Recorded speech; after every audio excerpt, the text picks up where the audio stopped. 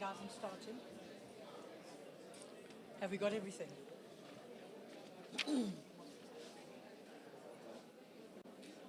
Okay.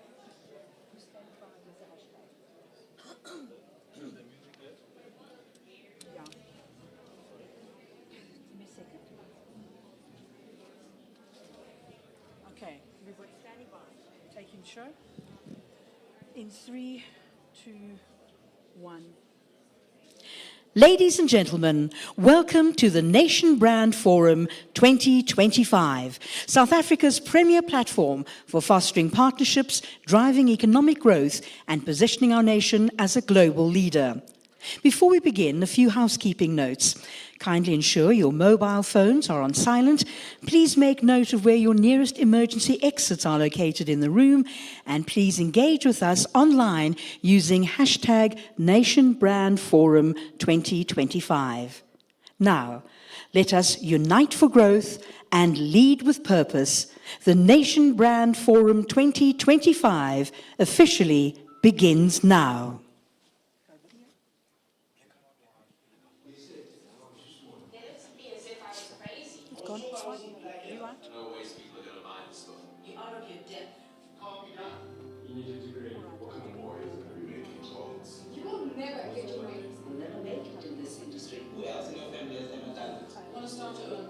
Those are pretty ambitious plans. What is this guy thinking? You want to do what? Lighting? Aren't you a bit too young? You will not reach that level. What do you think is a real job? We are part of the world. South Africa is that country. I said, excuse me. I respectfully disagree. I can prove that wrong. I will not back down. Don't underestimate South Africa. Go up against parties all the time. We sometimes have to fight a little harder to get it done. South Africans are courageous. We're being successful. We are optimists. We're inspirational. We're forced to be reckless. I think it's South African India that keeps me fighting. We don't think we can change the world. We know it. Lights go on after the video. Immediately. Go.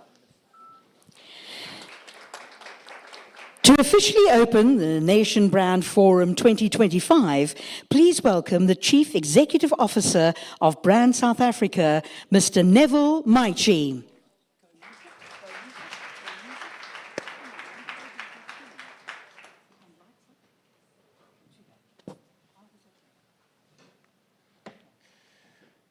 Good morning. Good morning. Sanbonani. I forgot I'm in Johannesburg. I should be saying Dumelang. Legai. Thank you.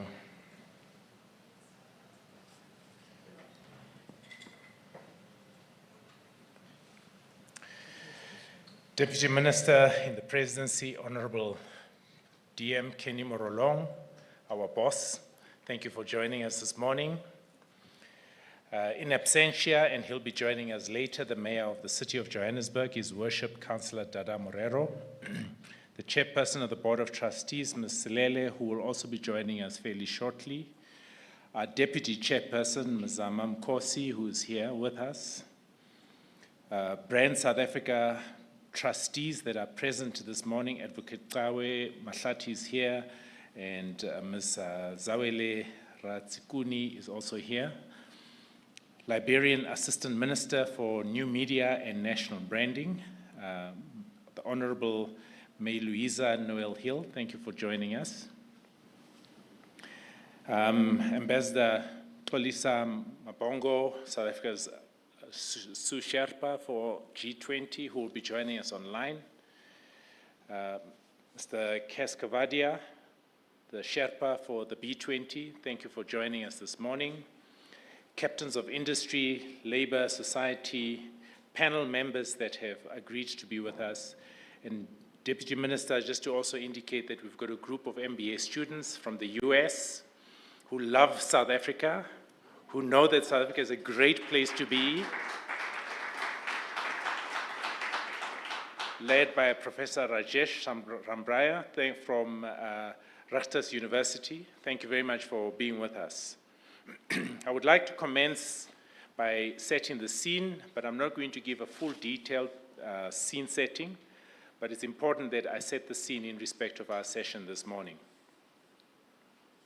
And I will just start with the words of the Roman philosopher and statesman called Lucius Seneca, who said, every new beginning comes from somewhere,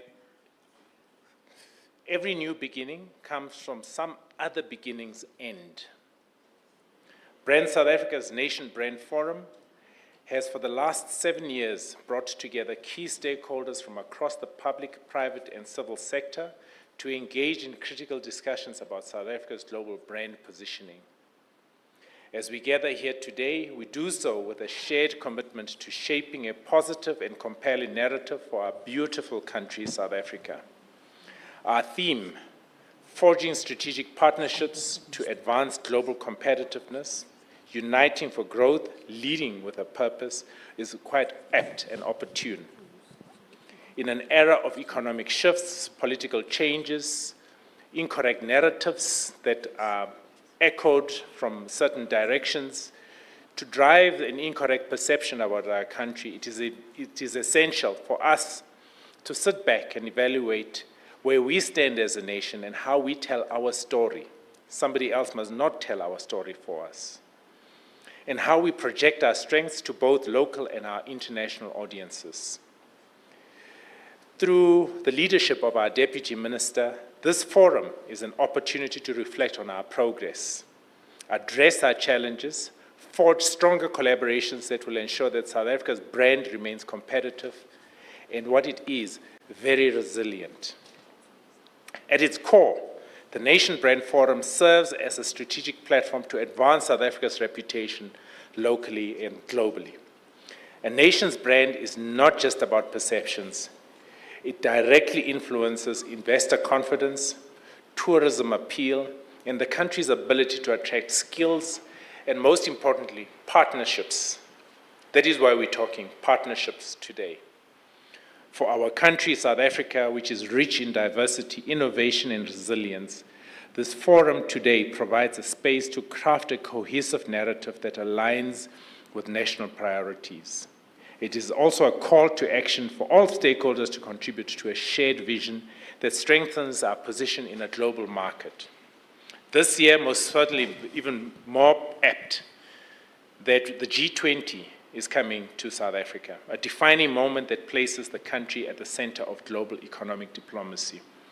For us as Brand South Africa, we're looking at 5 critical areas for the G20. The first one is how we collaborate and support the B20, which is the business side, because through the business community, we'll be able to amplify the message of South Africa's resilience in terms of economic strength. Hence, the Sherpa is here supporting our initiative, and Msimkolishi Gosho will be with us later on, being part of the panel, who's the co-chair. Quite critical for us. The second area that we're looking at is the youth. That is why in our panel today, we have a youth-focused session that specifically look at how our youth are innovating, but as part of the Y20, what it is that we're going to be doing as a country. The third component is the W20, dealing with women issues. And we're engaging with the W20 Secretariat and the Sherpa to ensure that the collaboration from a Brand South Africa perspective cascades through the messaging of the platforms that they will be driving as W20. And directly linked to us through the leadership of our Deputy Minister, through the presidency, is to ensure that the messaging of South Africa cuts across other departments, but critically, Treasury, very important for us, trade, industry, and competition, very important for us, tourism, and also minerals, energy, quite an important sector for us, for which we'll be partnering with them directly.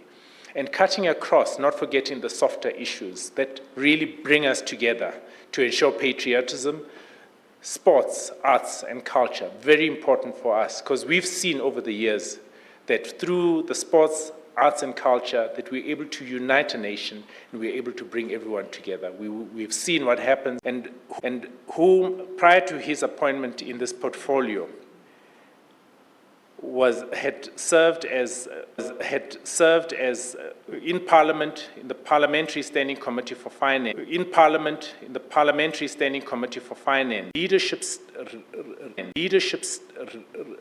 roles in both the African National Congress, our ruling party, as an entity.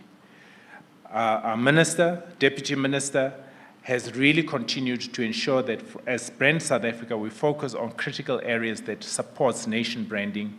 And this platform today is one of those. His support today is quite important for us. Let me introduce the deputy minister. Please give him a big round of applause.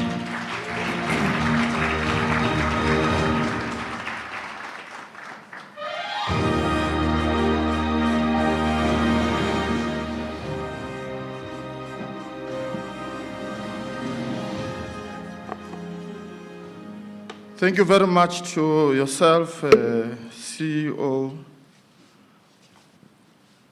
One would think I'm one of the most important people in this country. But thank you very much. Let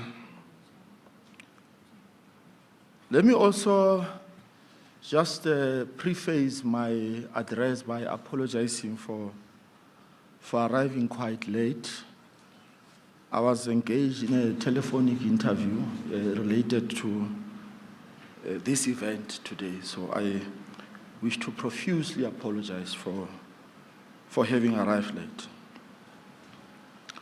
Honorable May Louisa Newell-Hill, Liberia's Assistant Minister for New Media and Nation Branding, the Executive Mayor of the City of Johannesburg, Mr. Dada Morero, who will join us later in the program, President of BUSA and co-chair of B20, Mr. Mxolisi Mgojo, Ambassador Xolisi Mabongo, the South African Sous-Sherpa on G20, Chairperson of Brand SA, in absentia, I'm told she'll be joining us in due course, the Deputy Chair, the entire Board of Trustees, represented by trustees who are gathered here this morning, our Chief Executive Officer of Brand South Africa, Mr. Neville Machi, captains of industry, members of the media, good morning. We meet here today in this preeminent world-class African city to discuss and align on each of our varied roles in the articulation of our nation brand, South Africa. Launched in 2016, the Nation Brand Forum seeks to promote a coherent and cohesive approach in promoting the nation brand to global audiences. It has become a strategic platform where stakeholders are afforded an opportunity to engage about their current nation brand issues, to celebrate and share knowledge and experiences, but most importantly, to discuss the best way to market and communicate their country's image across the world. In essence, we are engaged in a discussion on how best to export South Africa to the world in an aligned and integrated way. The theme of this year's Nation Brand Forum is forging strategic partnerships to advance global competitiveness. And we convene right at the back foot of South Africa's presidency of G20. Program Director, for his part, the recently elected 7th government is prioritizing inclusive growth, job creation, and state capacity. This trio of priorities can only be achieved when we all work in concert to make our nation brand competitive. The theme reflects our unwavering commitment as a public sector, as business, and as civil society. It encourages stakeholders to build strong alliances that enhance South Africa's competitiveness, particularly at a time when multilateralism and global solidarity face unprecedented challenges. The 2025 Global Risk Report of the World Economic Forum makes this chilling description of our multilateral system, and I open quote. There's a danger that more government lose faith not only in the United Nations Security Council, but in multilateralism as a forum for resolving conflicts. And the world instead become more adversarial, with conflicts ending via battlefield. Winner takes all victories, and through negotiated and not through negotiated multi-stakeholder peace agreements, close quote. In spite of these multilateral challenges, the 2024 DHL Global Connectedness Report observes intensified and continued global connection across four main globalization flows of trade, capital, information, and people flows. The DHL Global Connectedness Report observes that flows of trade, capital, information, and people between countries have proven highly resilient in the face of recent crises. This signifies the value of a more cooperative and yet competitive world, notwithstanding the geopolitical tensions, disruptions, and headwinds against collaboration. As a custodian of our nation brand South Africa should develop and implement proactive and coordinated marketing, communication, and reputation management strategies in order to achieve a nation brand that inspires its people and is admired globally. This is the very essence of brand South Africa as an entity.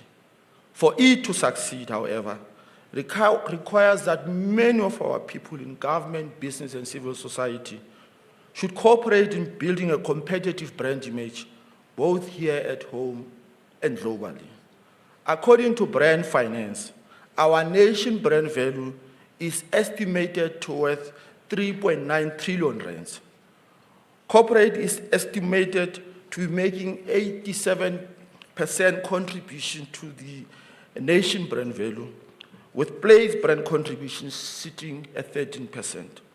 Program Director, these illustrate a symbiotic linkage between the nation brand and the corporate brands that conduct business with it. A strong nation brand induces demands for the products and services produced within that nation brand. It is therefore instructive that all stakeholders play their part in increasing the brand reputation of our nation. Demand means more economic growth, more jobs, and less poverty. We therefore encourage all stakeholders, especially corporate, to play their part in enhancing our nation brand reputation. Our job as a presidency through Brand SA is to curate a cogent positive brand perception for the whole country in order to enhance the benefits of the symbiotic relationship and between corporate and nation brand. In this manner, we will be demonstrating commitment to the theme, forging strategic partnership to advance global competitiveness. South Africa is a home to approximately half of the continent's 200 most valuable brands. In the financial sector, some of our banks and insurance companies are consistently ranked among the top strongest banking brands in the world. The Johannesburg Stock Exchange all-share market capitalization is estimated to be 20 trillion rands, making it the largest stock exchange on the African soil. I hope, CEO of Brand SA, that the JSC is represented here in this important forum to articulate its role in promoting the nation brand because it is one of the most globally recognized brands. 2024 in Africa, South Africa was ranked third in brand value and second in brand strength index. Our curation of the nation brand messaging and our strategic partnerships should work to consistently improve our brand value. Program Director, we encourage all captains of industry present here to invest in our productive sectors in order to stimulate growth, create jobs, and increase the reputation of our nation brand. Foreign capital will deploy more capital if it is demonstrably led by domestic capital. We also challenge the higher education sector to offer skills needed in the growing economy, including skills of the future. In all instances, we need enough skills amongst the people, especially the youth, women, and people living with disabilities. Ladies and gentlemen, The meetings, incentives, conferences, and exhibitions is an important sector that not only contribute to tourism, but also to industrial and food production. The Allied Market Research in 2023 values the South African maize at 121.8 billion rands and is expected to grow to 477 billion rands. These figures point to an industry that is an economic catalyst for the cultural sector, to community services, food and beverages industry, to transport industry and others. However, for these industries to thrive, the global perception of South Africa has to be high so that eventing companies may want to curate their events here. This is why in these Nation Brand Forum, we seek to foster lasting relationships to ensure continued positioning of our nation brand as a globally competitive brand.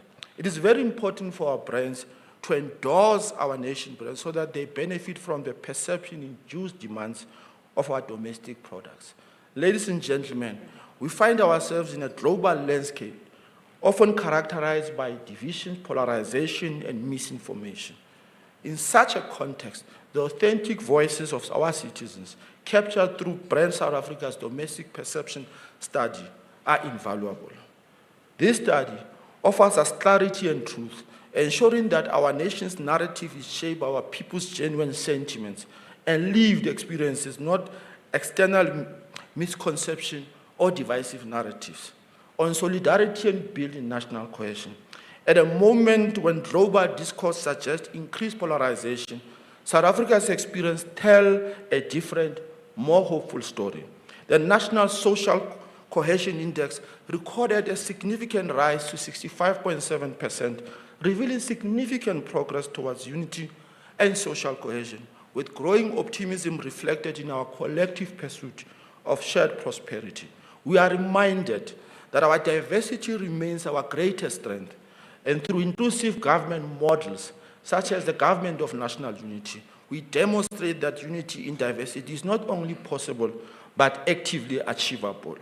As custodians of the South African global reputation, we understand our critical role in fostering trust, credibility, and global confidence in our nation.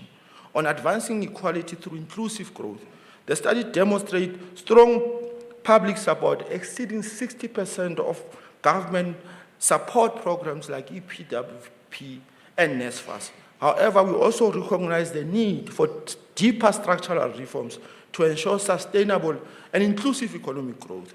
By strategically investing in youth empowerment, education, and skills development, and fostering dynamic public-private partnerships, we aim to set a global benchmark for inclusive economic development. The achievements we make across the global stage of cultural exchange are a sight to behold, a moment to celebrate, and an opportunity to leverage for our nation brand communication. The presidency through Operation Vulindlela is hard at work, leading the system of government to deliver on the structural reforms to which I earlier referred. In the end, our economy should be able to absorb our youth, women, and people living with disabilities into our productive sectors, thereby drive down the stubbornly high levels of poverty, inequality, and unemployment. On unity in diversity, a shared South African identity, a critical highlight from the recent domestic perception study demonstrates that our strongest identity is our shared South African identity, with 53% of our respondents identifying primarily as South Africans. This collective identity supersedes race, ethnicity, language, gender, and other individual features. Program Director, these highlights our nation's deep-rooted commitment to unity, collaboration, and mutual respect. Importantly, our diversity enriches us rather than divides us, affirming that every individual uniquely contributes meaningfully to our nation's vibrant fabric. The G20 theme of solidarity, equality, sustainable development is rooted firmly in our collective identity, which stands as a powerful reminder that diversity can be a source of strength and global leadership. The conversation in this forum should shed light into how we can and should leverage the G20 into a forceful nation brand communication platform for our country. One thing is clear, it is in our best interest to remain connected and working in partnership to achieve a globally competitive nation brand. I thank you.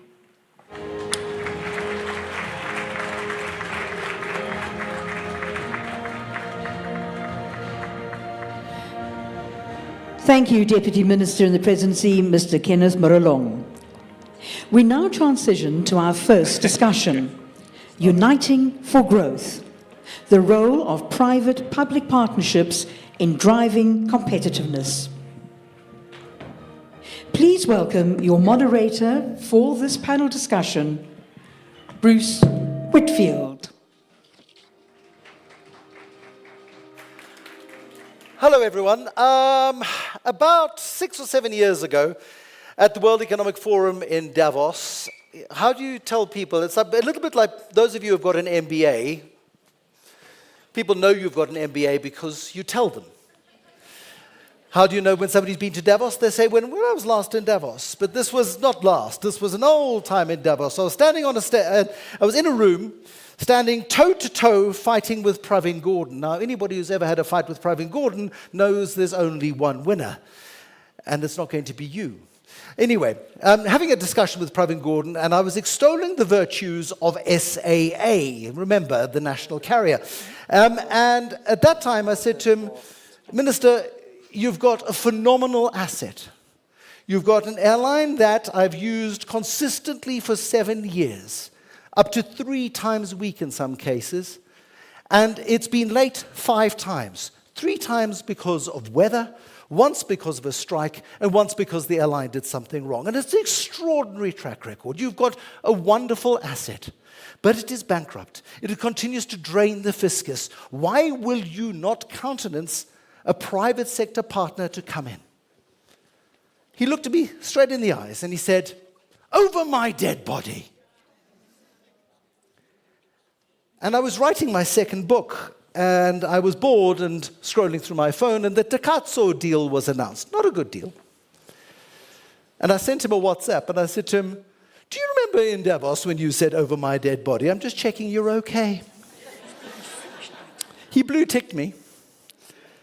But that was the last time, unfortunately, we communicated. But it was worth it. Because private-public partnerships have to be our future. The budget recently demonstrated that we are out of options. Now, wouldn't it be nice if we did private-public partnerships because we wanted to, because it was the most effective and efficient way of improving the future for everybody, rather, Kaskovadia, than if we were forced to? When they said a VIP was late, Kas, I thought it was you. My 12-year-old was saying to me the other day, he said, Dad, please can you explain to me, what's the difference between now and just now? And I was waiting for an appointment the other day, and the person at reception said to me, well, I'll be with you now. Now, that was a new one. But today, thank you, Deputy Minister, I've learned. Now means longer than just now. And certainly a little bit longer than now. But right now, we're going to do our panel discussion about public-private partnerships. And I would like to invite Ashika Kirpal from Naspers, Brett Lindell-Singh, medical doctor by profession. He's got a story to tell you about that from the AOM group. Dr. Nandi Dabula from Productivity South Africa. Tumelo Chaka, who is the head of consumer behavior at The Strategist. And Lefenche Nohakeng, who is with Brand South Africa. Welcome, all of you. We are going to seat you all and make sure that you're very comfortable. And in the interests of the fact that these lovely people have committed their time freely to share their experience and wisdom, and because we are running a little overdue, Neville, I'm going to task you with the next panel, which is, just so that you know you've got time to prepare, leveraging the Africa Continental Free Trade Agreement for competitiveness, because unfortunately I have a hard stop at 11 o'clock. And I don't want to rush you, good people, because you've given us your time. Free, gratis, and for nothing. And it's valuable, your time. I'd like to ask each one of you individually, and maybe what I will do with you, Tumelo, will start with you. and get a sense from you what an ideal public-private partnership model looks like. Not the one we've been talking about and blah, blah, blah, blahing, to quote a certain activist, but one that will work, one that will function, then that we can leave this room today and implement. No pressure. No pressure, Bruce. But solve the problem. And each one of you gets a chance to solve the problem. So that I should leave something for... You should have a microphone first. And you've got 30 seconds, so speak fast. I'm saying to leave something for my fellow panelists. I'll just mention 3 things for me that are very key. In this context, one is political will and advocacy. That's key. Innovation is very important. But the key one for me is risk transfer, as both parties have to absorb the risk, not just one party. That was eloquent, elegant, and brief. I like it very much. Thank you. Nandi, help me out here. How would you like to see PPPs working? In addition, of course, and no repeats. Geez, you're in trouble, aren't you? No repeats, by the way. Yeah, thank you very much, Bruce. I think firstly, he spoke about risk, and I think... That's a repeat, but that's yes, okay. Yeah, Carry on. Yes, yeah.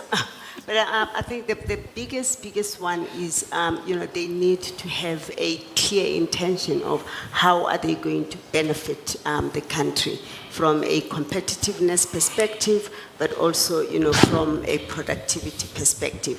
So whenever we get into PPPs, then there needs to be a real benefit. But I mean, in this country, it must be about how do we ensure that, South Africa is a competitive country, but how do we make sure that, we create employment? How do we make sure that, those PPP assist in closing gaps with the Gini coefficient rate and all of that? So I think for me that is really what it should be about. Ashika, how would you describe the ideal model? Thank you. So for us, when we look at what an effective PPP looks like, it's first and foremost, it's about the alignment, which is why we're here in terms of what is the shared vision, what is our shared goals, and of course it is about uniting for growth. Uniting for inclusive growth, but also it's about how are we addressing the challenges as well, because the challenges is also what we're sharing. An effective PPP also for us includes the strengths that we leverage on both sectors. We really need to come together in terms of how are we collaborating, sharing resources, sharing insights, and so forth. It's about enabling a regulatory environment, because we need to ensure that we do have regulation and policy that supports us in achieving that vision. And as my colleague mentioned, in the space that we're coming in hard and fast is about leveraging the ecosystem for the digital skills, the in-demand digital skills that's needed to drive competitiveness. Wonderful. Brett? I would say there needs to be one other P, that's people. We need to understand from the perspective of people-to-people exchanges. That's how most of these PPPs actually are executed. I'll give an example of the medical devices industry. In 2021, the DTIC launched the National MedTech Master Plan, and we published it successfully last year in 2024. We have seen that the market is growing from 21 billion rands to 29 billion rands over the next couple of years. Currently, we're having a massive crisis in healthcare in South Africa. We have 2,000 unemployed young doctors. I was one of them. And we currently have an issue with ARVs and TB treatment. With the dropping of US aid, we have some of our high burden areas like Etlanzeni, Mpumalanga, Mkundundlovu, KwaZulu-Natal, areas that do not have access to these treatments, where we have got down to dealing with this disease with chronic treatment. So there is opportunities where we can clearly define that there is a market, that there are companies that exist that could be helping to manufacture some of these goods, but there needs to be an opportunity for them to be a consistent supplier. And that is where it all comes down to. Most of the times when there's emerging entrepreneurs coming into highly regulated and commercialized industries, there's not an opportunity for them to actually have consistent supply And that is where the companies are basically doomed to fail because they'd only get a contract for a couple of months and then the deal falls through. So I think for PPP, we must understand that we do have a market in certain niche sectors and we do have a population that can serve that. And then we do have companies and human resources to fulfill it. We just need to have opportunities for them to get a preferred contract to actually get it, where we've seen examples like Aspen Pharmaceuticals doing contract manufacturing for large-scale development, which helped them to rapidly industrialize and open up plants all over the world. I think there needs to be opportunities for historically disadvantaged communities like transformation agendas to give opportunities to entrepreneurs like them to actually drive the PPP. Part of your story, and I think it's important because you dropped a hint as to why you're in the medical device industry. And I think it's an important context to explain this because you applied to South African medical schools. There wasn't enough space for you. So you went and studied in China. You qualified in China. You worked there for 10 years. You then went to the nanny state of nanny states where you had probably spent the first 6 months filling in forms. But you worked in Australia for a year. They accepted you. They took you. You came home to South Africa, and you were one of those 2,000 doctors who couldn't get a placement. See, the Department of Health strategy is to drive innovation and entrepreneurship. But it's paid off in this particular case. But it's depressing as hell, particularly considering US aid no longer funding critical projects. And it's about harnessing those skills and getting those skills to where they're needed to save lives, because people are going to start dying, and probably soon too, right? Yes, Bruce. I'm really grateful for the time that I spent in China. It's actually where I met Mr. Tshepiso Malele in China. I met him 7 years ago, and I got introduced to the wonderful work that Brand South Africa is doing in helping promote the national marketing and reputation for the country and helping us to open up new markets. Our whole platform today and panel today is about growth. So how can we all actually move the needle in terms of GDP growth? So I do think everyone's got a story to tell, but we really have to be focused on how we are going to execute that.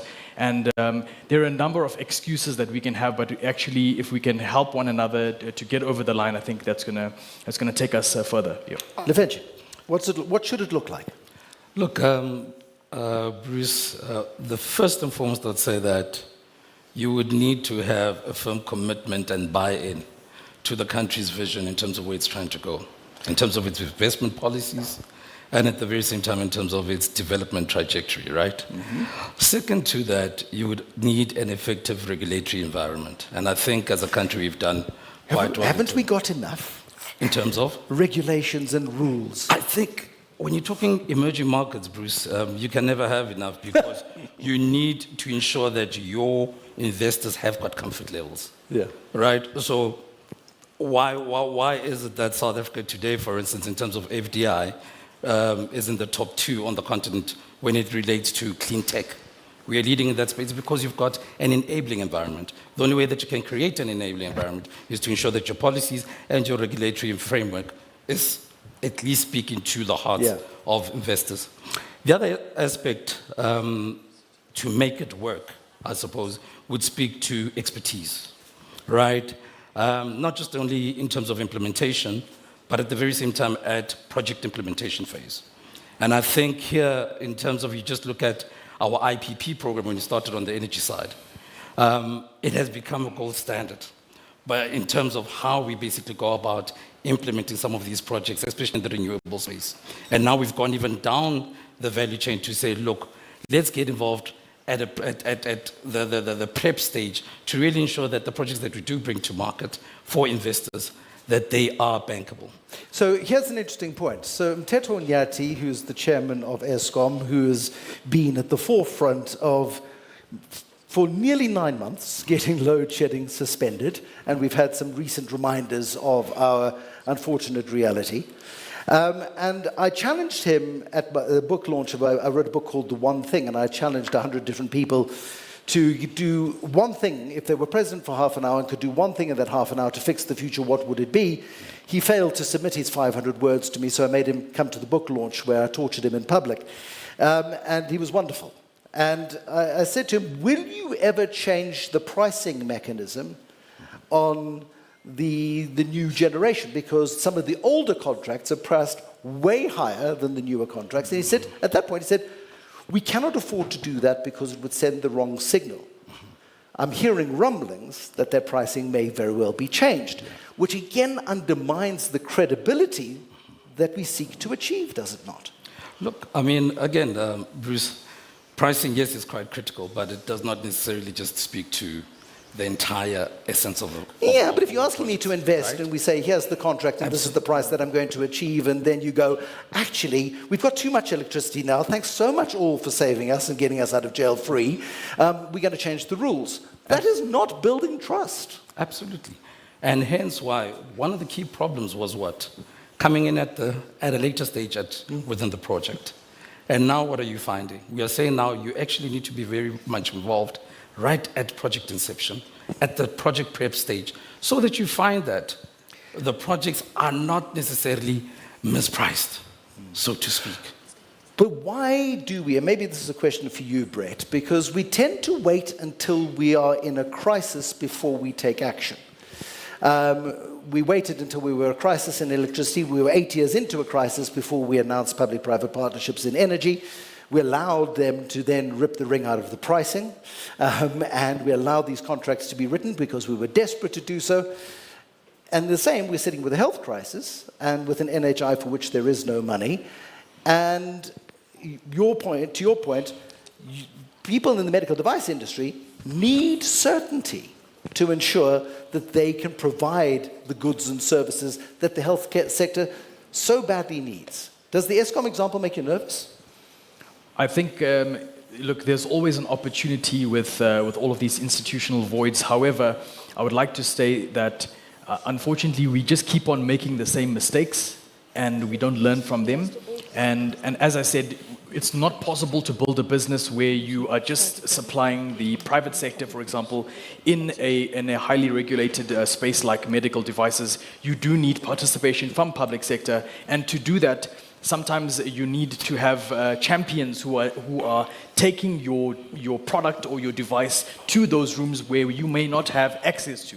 And I think that's where we really need more participation in the PPP model. So we do have excellent talent.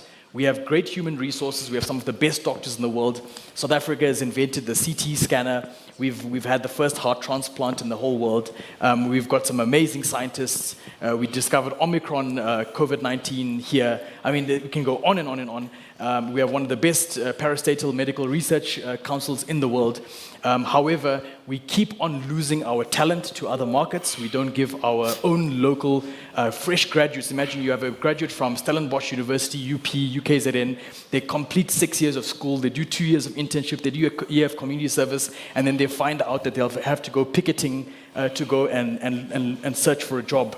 So I think we really need to invite and attract capital, attract more companies to come and partner with our public institutions, and then put the spotlight on our public institutions. They're doing some amazing work. If you go and travel to around all of our district hospitals, our community healthcare centers across the country, they are doing great work, and we need to support them, and we need to actually get that awareness out. But that's the people factor, isn't it? I mean, you've got people who are keeping community health centers going with the equivalent of bubblegum and sticky tape, and with very little support.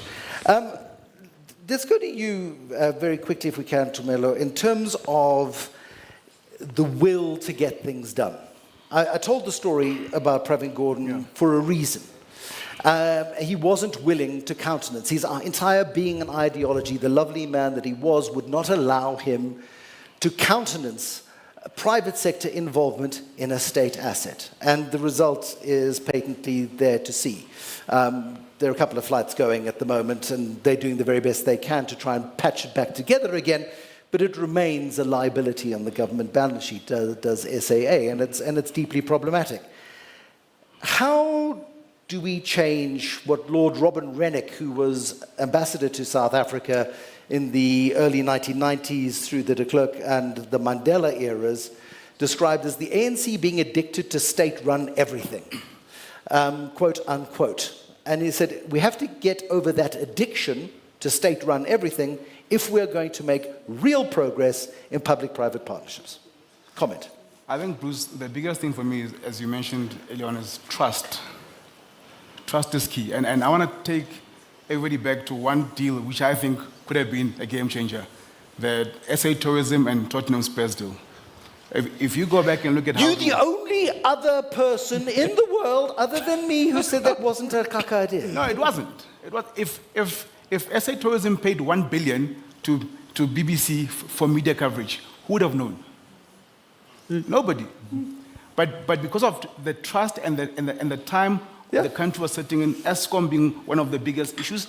But if you look at Rwanda and what happened to a country Visit like Rwanda, Rwanda, and Arsenal, if I give you the context of EPL today in terms of reach and customer reaches, 200 territories, we're looking at 643 million households, we're looking at about 4.7 billion viewers on EPL.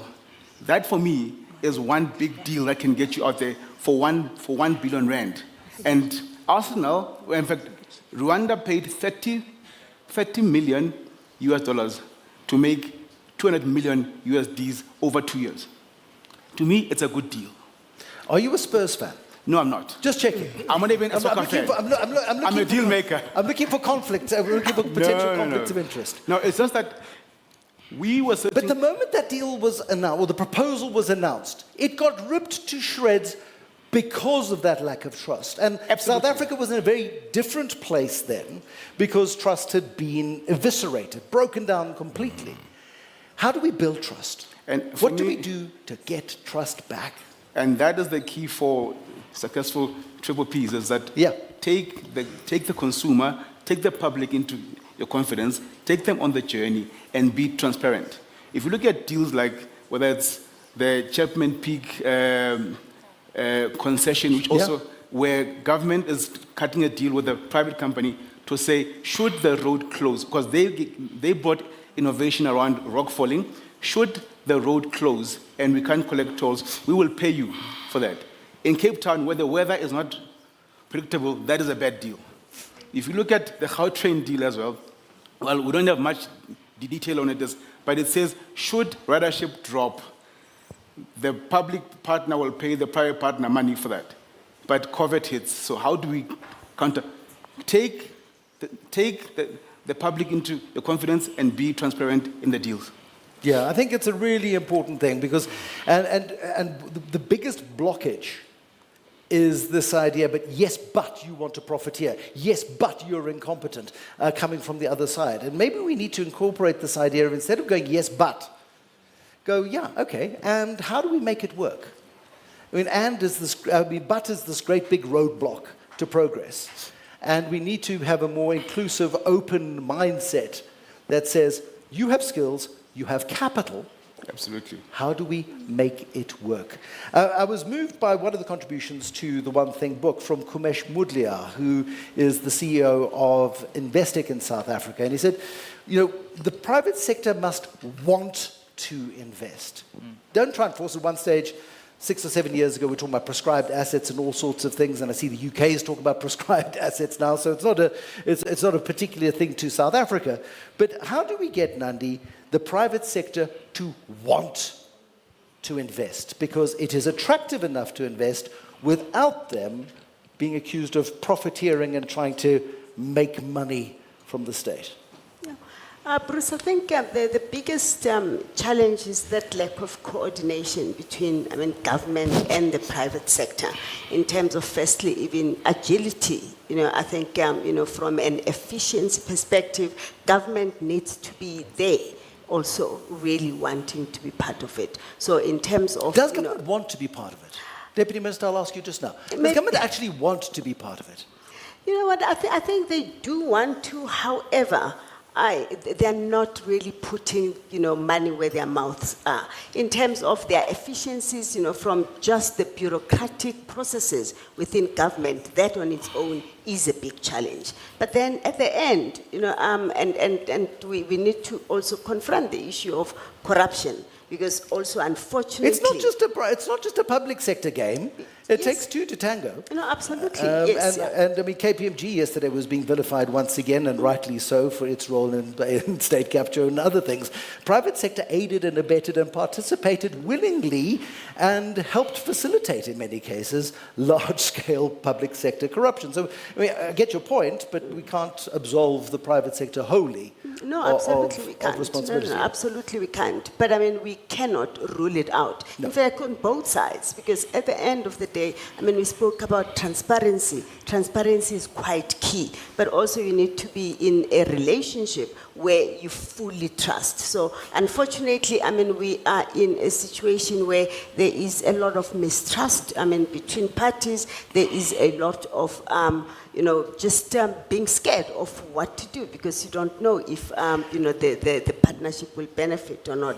Therefore, I mean, transparency would be quite important, but also I think government needs to show that willingness. And that willingness would be, I mean, just be open and understand that I mean, there'll be consequences. How does government, in the relationship of trust, you know, people get married, for example, and they say, but he told me he was going to be this kind of husband, but he didn't help with the housework, he didn't change the children's nappies, he didn't do this.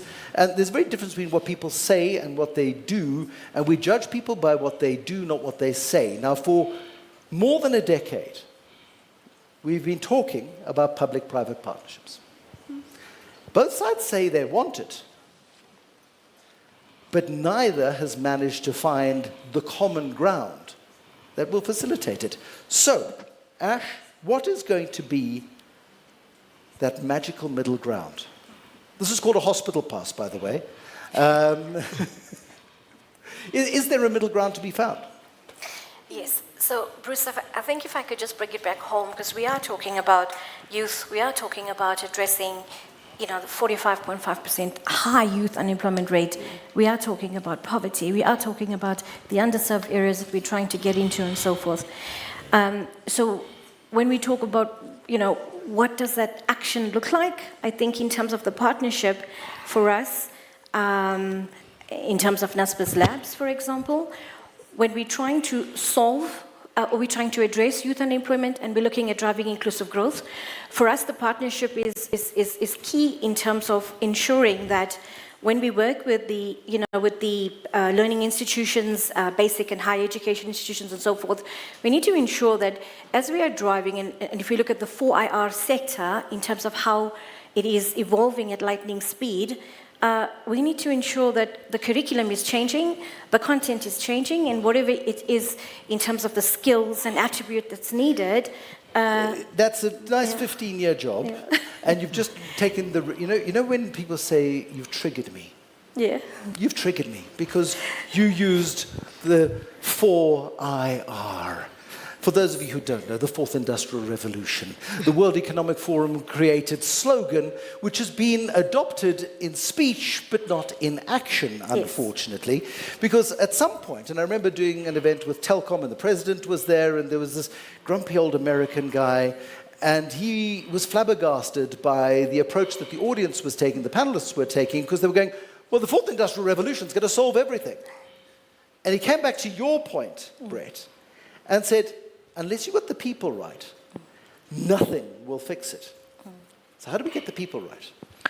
Paul said in the book of Romans chapter 1 verse 11, for I long to come hold on a second, you need to stand and you need to make us all stand and wave our hands above our heads. We're going to start quoting the Holy Book. For those who didn't go to church on Sunday, I'm here. Romans chapter 1 verse 11 says, Paul said that I long to come to you to impart a certain gift. And there is a certain special interaction that happens when we meet face to face and we have people involved. That's why I said the only way to get these big policies, for example, we've got a published master plan on 12 different industries in South Africa. We've got 1,000 bloody master plans. And so the problem is, how do we actually take that to the people who can actually give those private companies opportunities? How? And you need that interaction, you need that impartation where somebody can actually take your business, you've got a legitimate business, it's been vetted, it's got audited statements, you've got everything, and you take it in front of someone and someone champions that to you, to the decision makers. That's what we are missing at the moment. There's a lot of people who are not included in the economy. One of the things that we're talking about in South Africa's presidency of the G20 is inclusivity. And unfortunately, as a young entrepreneur myself, we don't get included, guys. We don't get included. We are shivering in hypothermia sometimes. I've got a feeling Yes. you can kick doors in, and you do kick doors in, and Yes. unfortunately that's the approach that's had to. Padre Muruti, thank you very much indeed. He does services at 7 o'clock every Sunday on the street corner. I'm going to be very unkind to all 5 of you because you've very kindly given of your time to be here today, and I want to... The ultimate hospital pass. I remember when Maria Ramos took over as chief executive. I'll tell that story. Let me plant the seed first, and then I'll tell the story about the hospital pass.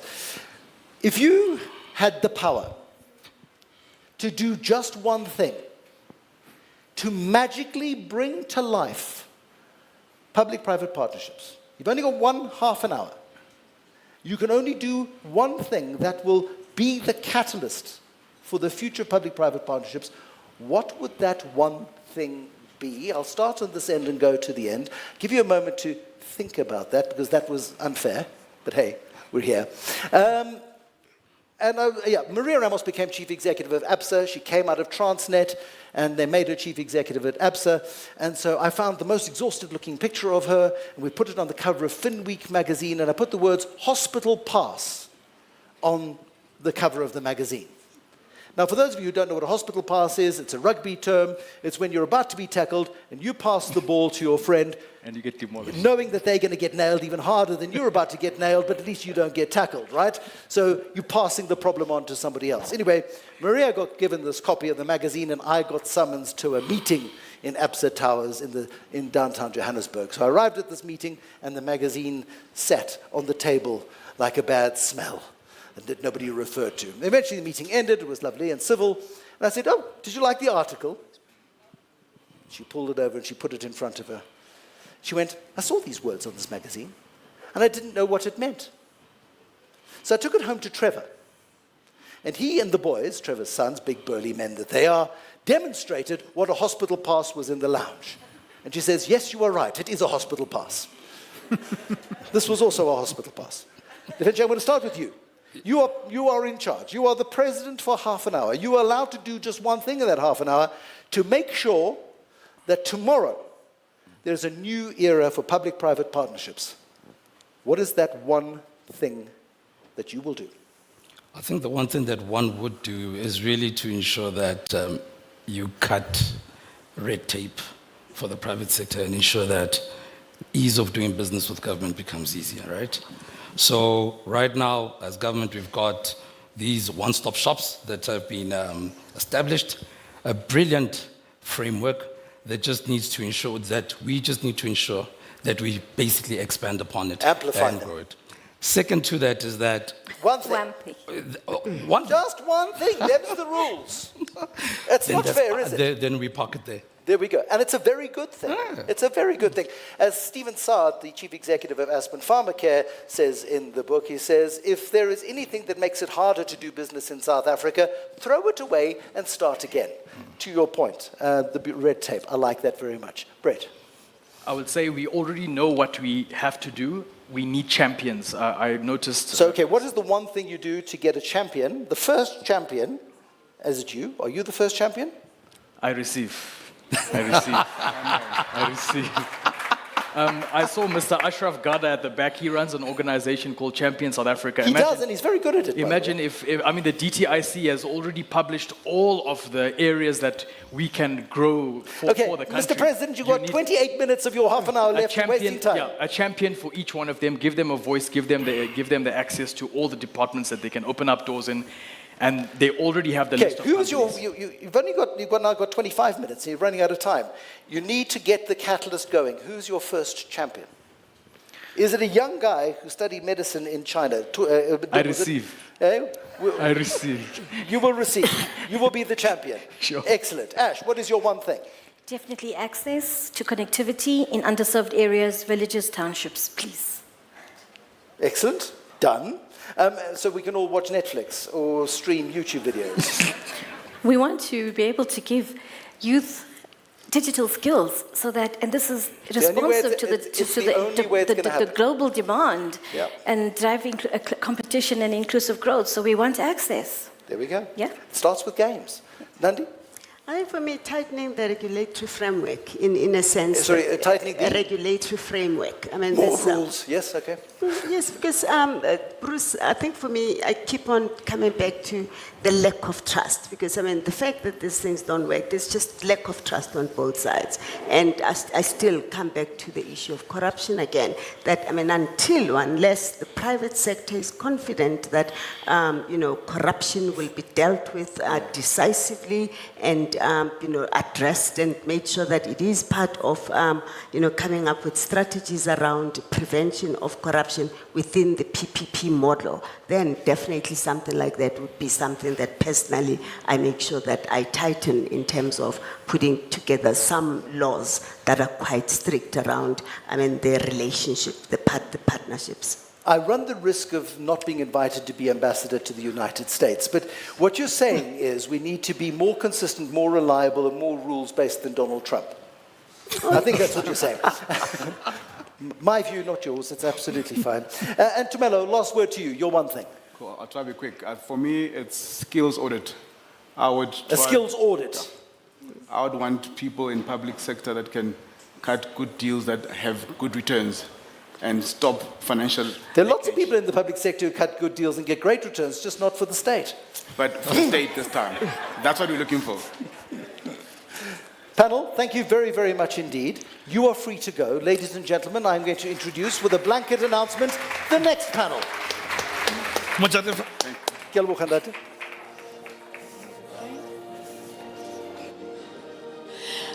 Our next session examines Africa's economic future and the role of AfCFTA in enhancing global competitiveness. Our moderator is Nozipho Shabalala.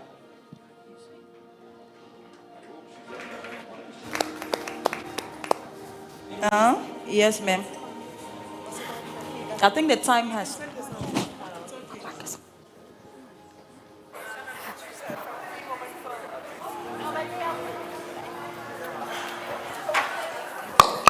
There we go. Ladies and gentlemen, can we give Bruce Whitfield a big round of applause, please?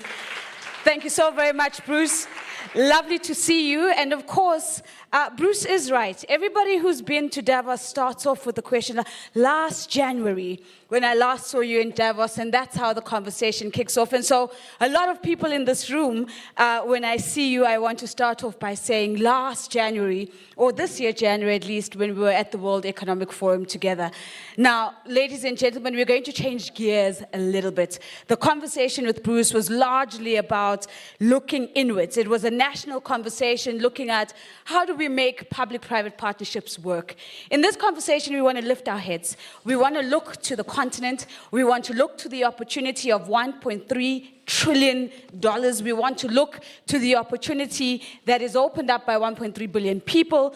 But more importantly, we want to look to the opportunity of the continent and how tapping in to the African Continental Free Trade Area also makes not only South Africa, but the broader continent more globally competitive. I've got 25 minutes on the clock in front of me. And I've got a few panelists that I can see are scrambling in the back to get mic'd up, but I think they're going to make their way up shortly. I'm going to invite Mr. Luthando Vuba, Group Executive Head looking after international trade at Business and Commercial Banking at Standard Bank. Let's give Luthando a round of applause. Thank you so much for being here. Did Luthando do something? That was a very small round of applause. Thank you so much. I just walked in, so I just wanted to make sure that everybody's in everybody's good books. Let me invite Mr. Khanki Matabana, the CEO of the Black Business Council. Let's give a round of applause, please. Thank you very much. Am I seeing my second panelist in the room? He is not here. Okay, fantastic. And then, ladies and gentlemen, a warm South African welcome to the Honorable May Louise Noel Hill, Assistant Minister looking after new media and national branding from the Republic of Liberia. Let's give her a round of applause.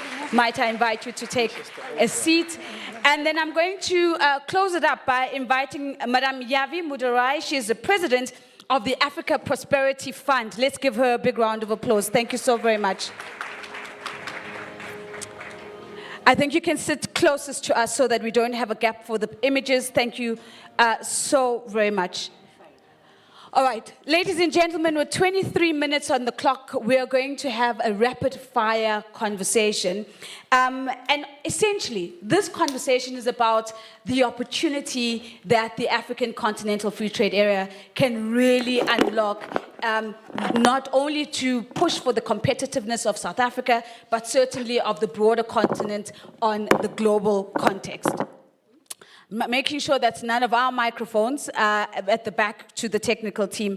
But let me start with you, Luthando. When you think about businesses like Standard Bank who have the opportunity to be true enablers of this much expanded market, what needs to be true for a financier like Standard Bank to really lean in and unlock the full potential of the African Continental Free Trade Area?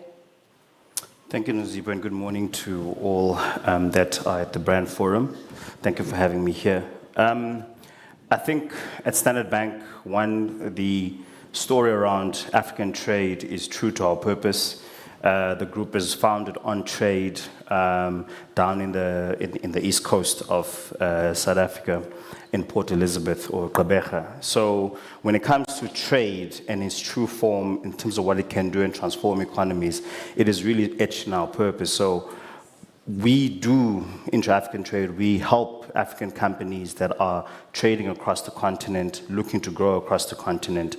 And so when you look at the AfCFTA, it is really sort of the next frontier on how you elevate both the prosperity of the continent and its development, industrialization, because we had intra-African trade before and it's been driven whether it's at a regional, if you think about the regional economic communities such as your East Africa community or SADC, and historically, we didn't have borders.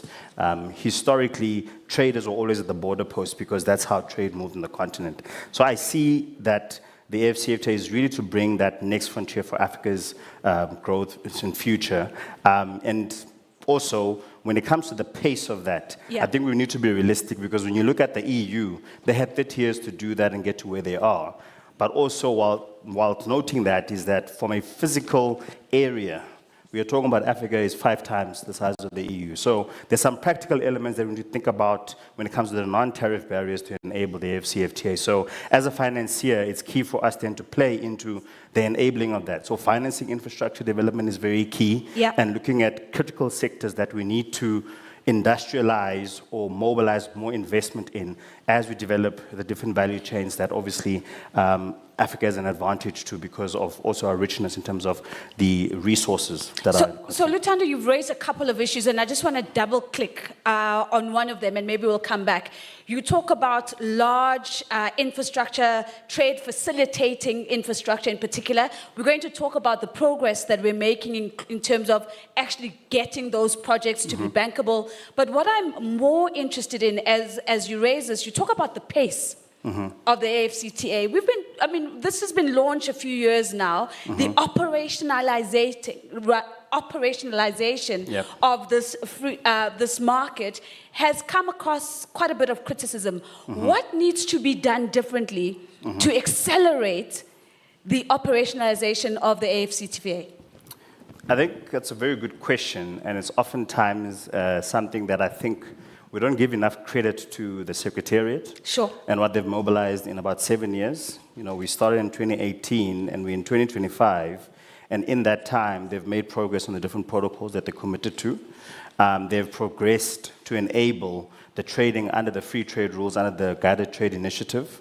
There's 35 countries that are under that list with a list of products.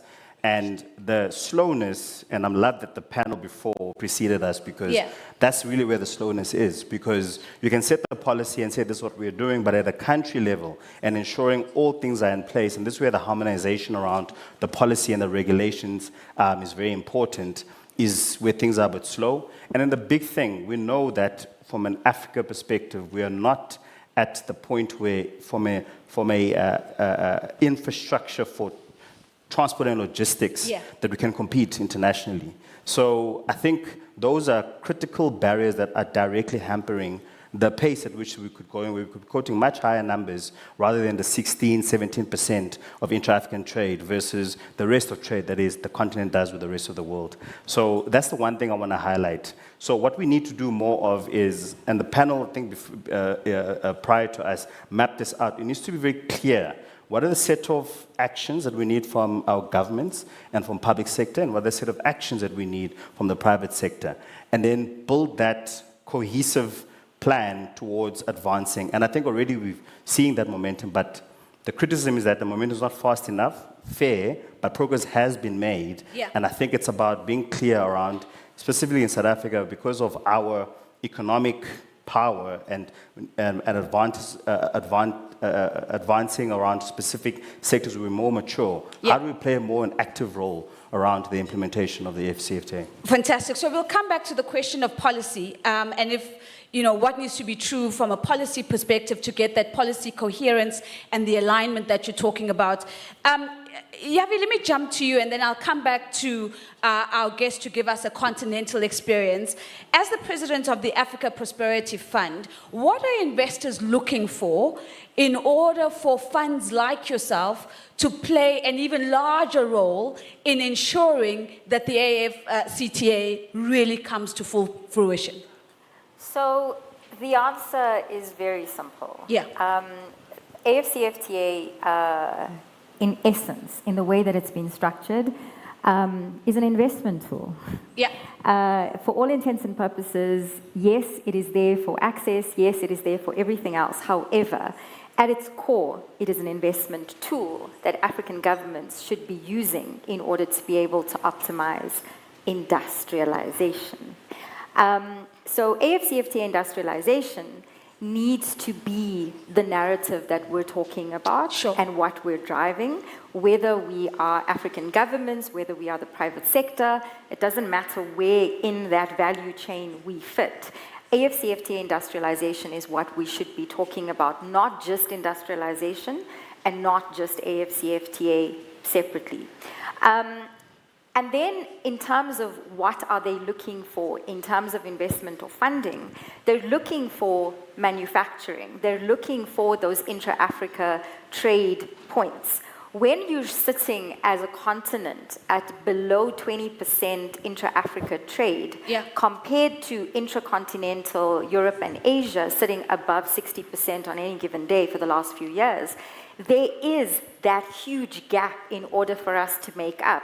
Not just necessarily see only the external markets as our trade opportunities, but to see our brothers and sisters up the road as our trade market. Purely because when we look at it, look at what we're in at the moment. International relations is topsy-turvy.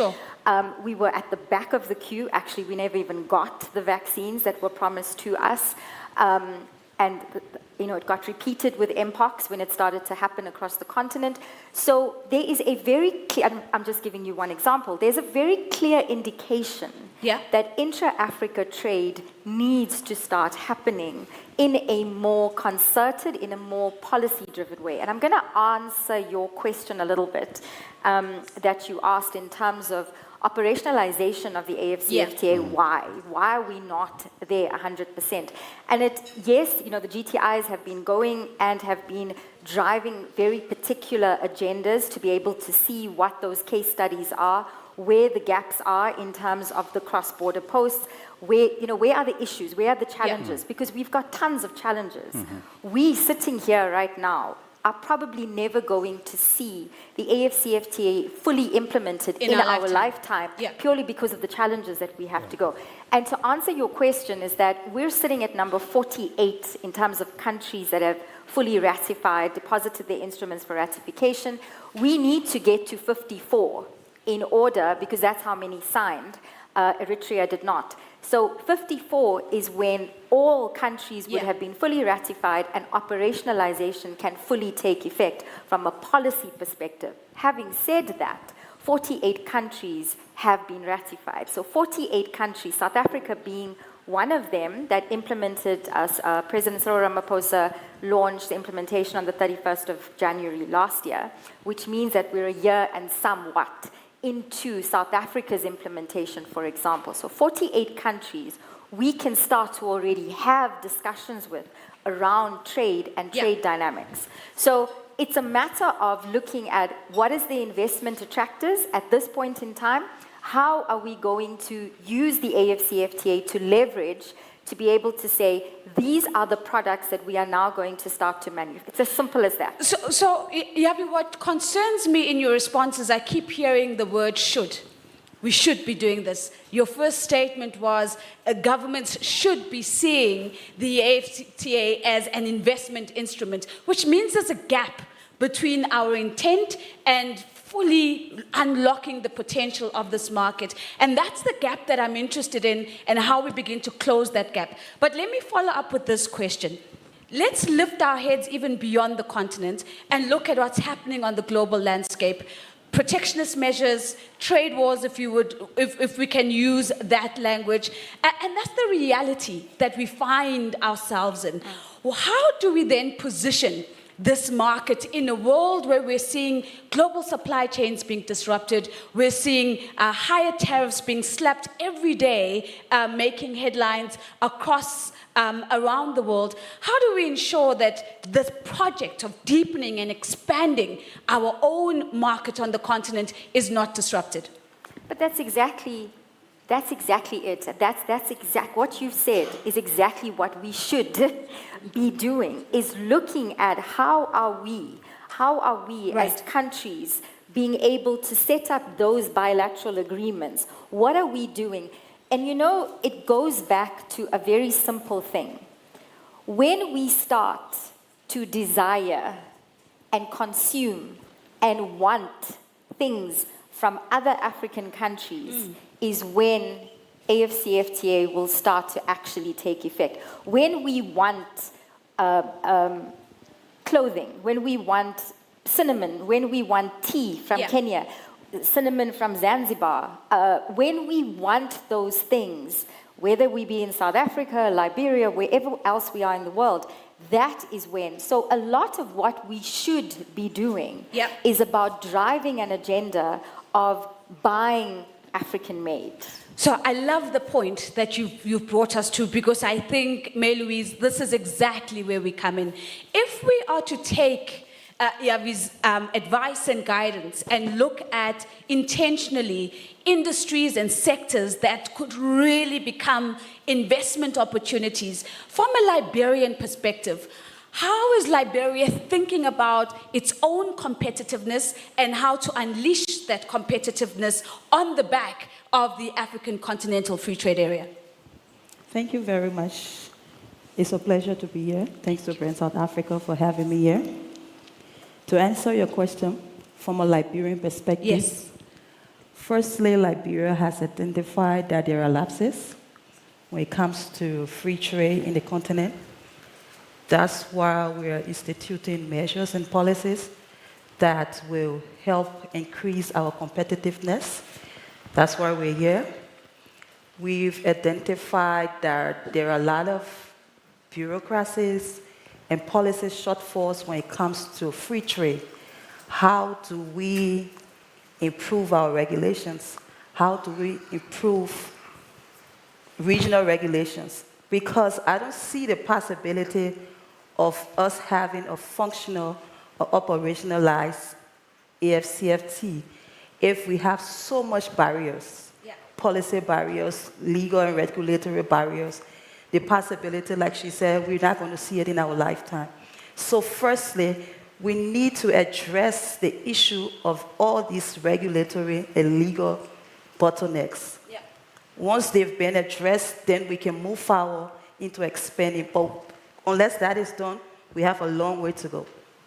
I love that. Unless that is done, we have a long way to go. One of the other things that are often put on the table, May-Louisa, is this idea that we've got to be more intentional around the knowledge sharing, the transfer of technology and knowledge on the continent, creating spaces to share innovation.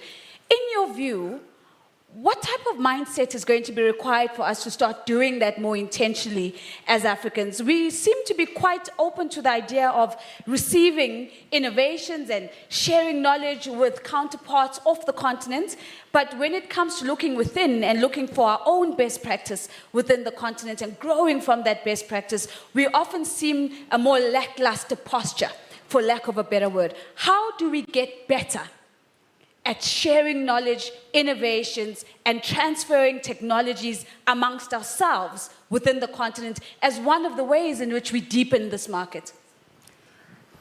Like you said, we have a lot of potential within Africa. We've just, over the time, refused to look in our own continent to see how we can help one another. So for knowledge sharing, there's a lot that South Africa has to offer Liberia. And that's why we're here. So I think as countries in the continent identify other countries in the continent with better opportunities for knowledge sharing, you reach out and see what you can gather from them.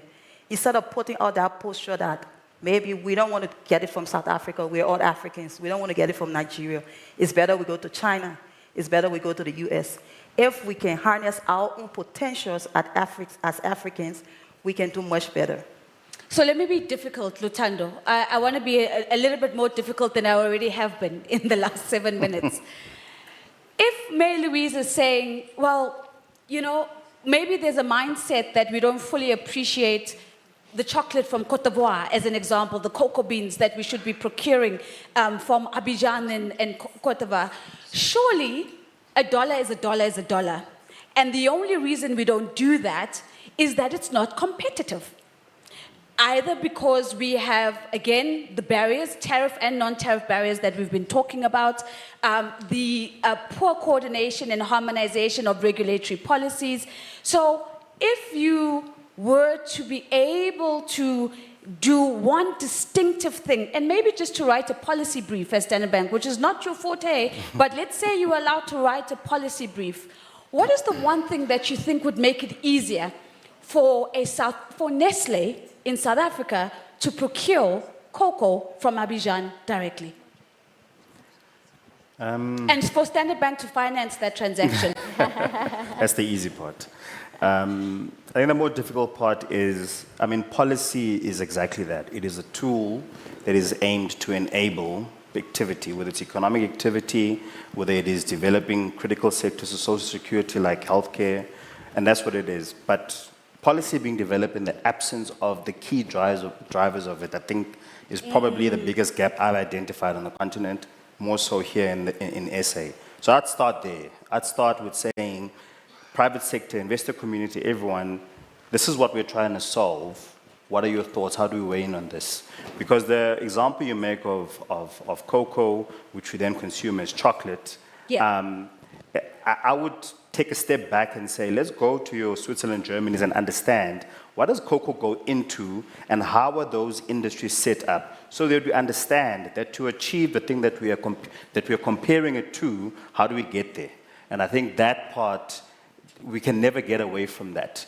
If you look at the SA's auto sector, over time, the people that have been doing it had to come here and help us set up that industry with the learnings and how you actually get it to be competitive to the point where we then manufacture the C-class in South Africa that gets exported around the world. So that's where I would start. And I think a policy should then have have those inputs informing it. So when it comes to implementation, it is not new to us as the bank, oh, this is the policy and here's the shortcomings that we're seeing. Very practically. That's, I think, where that would for me be a focus. And look at another area that's very critical for the continent, if you talk about non-tariff barriers, is energy security. We're sitting with the key resources that go into, whether you're talking about electric vehicles, whether you're talking about renewable energy to develop that. China has mastered that. How do we play then and look at that value chain and say, what do we then do in addition to having what's sitting under the ground to then start to play a very active role? Because at the end of the day, and we're coming out of that with our load shedding issues, but how does South Africa take those learnings and the just transition? I'm starting to hate that word, but it is really about how do you look at the continent getting to energy security in a fair way for the continent rather than the global standard and everything that's coming out of the policy around climate change that would get us there? I mean, we're sitting with 90% of the cobalt, 60% of the manganese, 7% of platinum, 30% of copper coming from this continent. How do you look at that and say, with climate and and the impact that it's having, what makes sense for a Zambia, given their location, everything that's natural resources for them, to bring in renewable energy, and what would then be, whether it's coal, and what is the mix of getting us to energy security in that region? Because that region, together with the DRC, is critical to the critical minerals that are coming out of there that are needed around the world for everything from your iPhone you're holding in your hand to everything around the development of new energy, to the technologies that are also topical at the end of the day. We can talk AI in terms of what it delivers, but there is infrastructure that must power that. So I think energy security globally, but also specifically for the continent, is a good example how you then say policy, AfCFTA, all alike, what practically needs to be in place for us to be able to develop that. So that must be music to your ears, Yavi, as you listen, because Luthando is talking regional value chains. He's saying, let's understand what the minerals go into, the inputs, how they get industrialized, beneficiated outside of the continent, make their way back into the continent. And what I'm also hearing you say, Luthando, in not so many ways, is that we need to be careful that as we find ourselves sitting on critical minerals now, that we are not living through another scramble for Africa, and that we're really doing things differently this way. So I've got 2 minutes left on the clock, and what I'd love to do in the 2 minutes is I'm going to put you on the spot in a different way. I'm not going to give you the half an hour that Bruce gave you. I'm going to give you 10 seconds. And in these 10 seconds, what you're going to do is you're going to come up with a billboard. And the billboard talks about the potential of the Continental Free Trade Area. And the words on the billboard have to start with the following statement. Mary Louise's eyes are looking at me really small, like what is she putting us to? And the words start by saying, to unlock Africa's full competitiveness, and you get to complete the sentence. To unlock Africa's full competitiveness, and then you complete the sentence. And ladies and gentlemen, what typically happens at this point is that the most confident person on the panel looks me dead in the eye. That's Yavi right now. And the ones that are not too comfortable about their creativity start looking at their iPads or looking away. Luthando, I don't know where your eyes are right now. But to unlock Africa's full competitiveness, the billboard's going to go up. Where's the closest highway now? It's just the N1. Standard Bank is going to finance it. Brand South Africa is going to make sure that it looks amazing. And it's going to be the call to action for us to close the shoulds, the coulds, the woulds, the gaps that we've been talking about in this conversation. And so, Yavi, I'm going to start off with you because you've maintained eye contact in all of this time. So, to unlock Africa's full competitiveness. To unlock Africa's full competitiveness, partner, infrastructure, invest. Partner, infrastructure, invest. Let's give Yavi a big round of applause. Thank you so very much. And May Louise, in South African culture, we elevate our guests. And one of the ways in which we elevate our guests is we give them the opportunity to speak last. So I'm going to jump to Luthando, side-eyeing as he may be right now. And I'm going to give Luthando the opportunity to go next. To unlock Africa's full competitiveness. You should have in your strategy at least 50% of it focused on Africa. You should have in your strategy at least 50% of it focused on Africa. It's a long billboard. It's going to be financed by them anyway, so it's fine. So let's give him a big round of applause. Thank you very much. In the last 2 seconds we've got on the clock, May Louise, to unlock Africa's full competitiveness. African countries should negotiate collectively in global trading. African countries should negotiate collectively for global trade. Let's give Mary Louise a big round of applause. Thank you so very much. Ladies and gentlemen, that does conclude this panel. I understand that we should now be settled in for a tea break. It is 11:29. A 15-minute tea break requires us to be back in the room at 11:45. Thank you so much for having us. We'll see you at 11:45.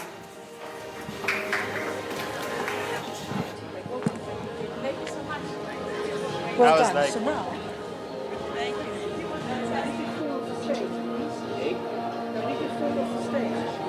yeah, can they see what they're doing? Yes, they can. It's right. It's just that you can't see it.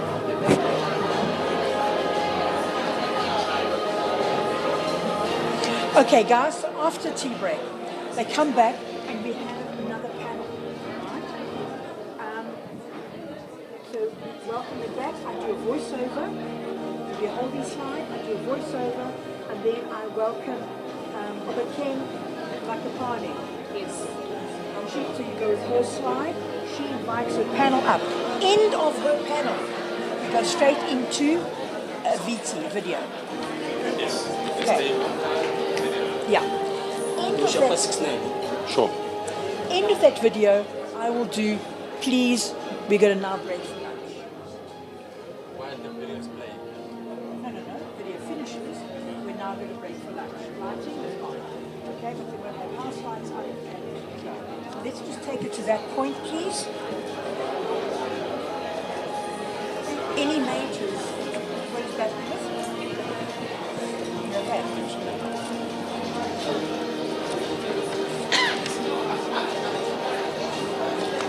I think you guys should definitely. I think you guys, you definitely. This is a wired comms. It's all not wired. wireless. So Yeah. how we do this? Because I need to communicate with them on which mics is micing. No, you have to communicate. You have to. But they're all wired.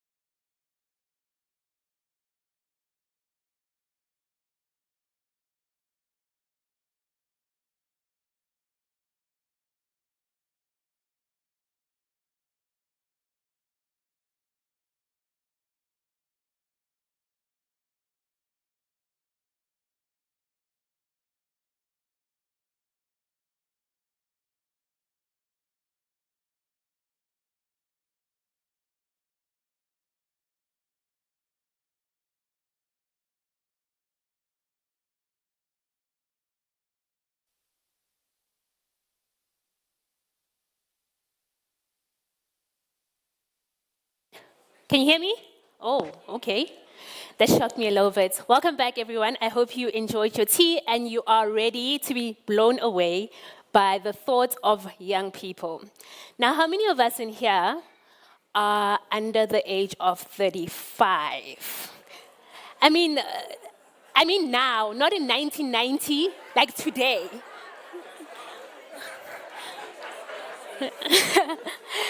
All right, so this conversation is quite important for us today because in the spaces that we find ourselves in, it is important that young voices are represented.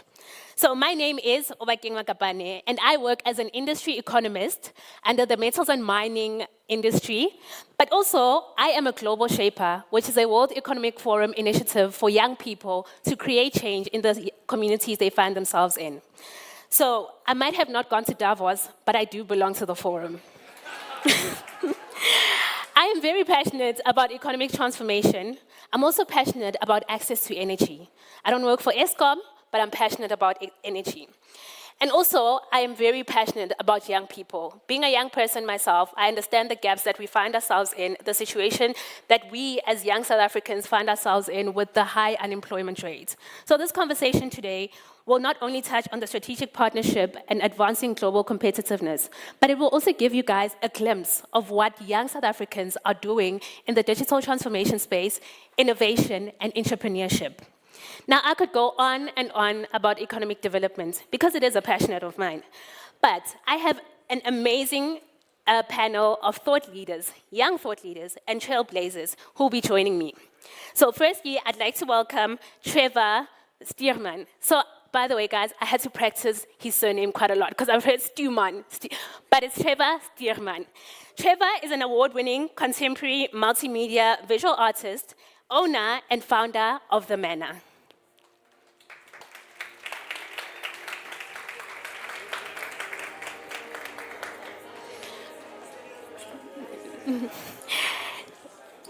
Next up, we have someone who has changed how I buy my groceries. How many of us have used that app? You know that app that delivers your groceries within 60 minutes? Yeah. So give a warm welcome to Donald Valoyi, who is the founder and CEO of Zuzi, a platform that has revolutionized e-commerce and logistics in South Africa.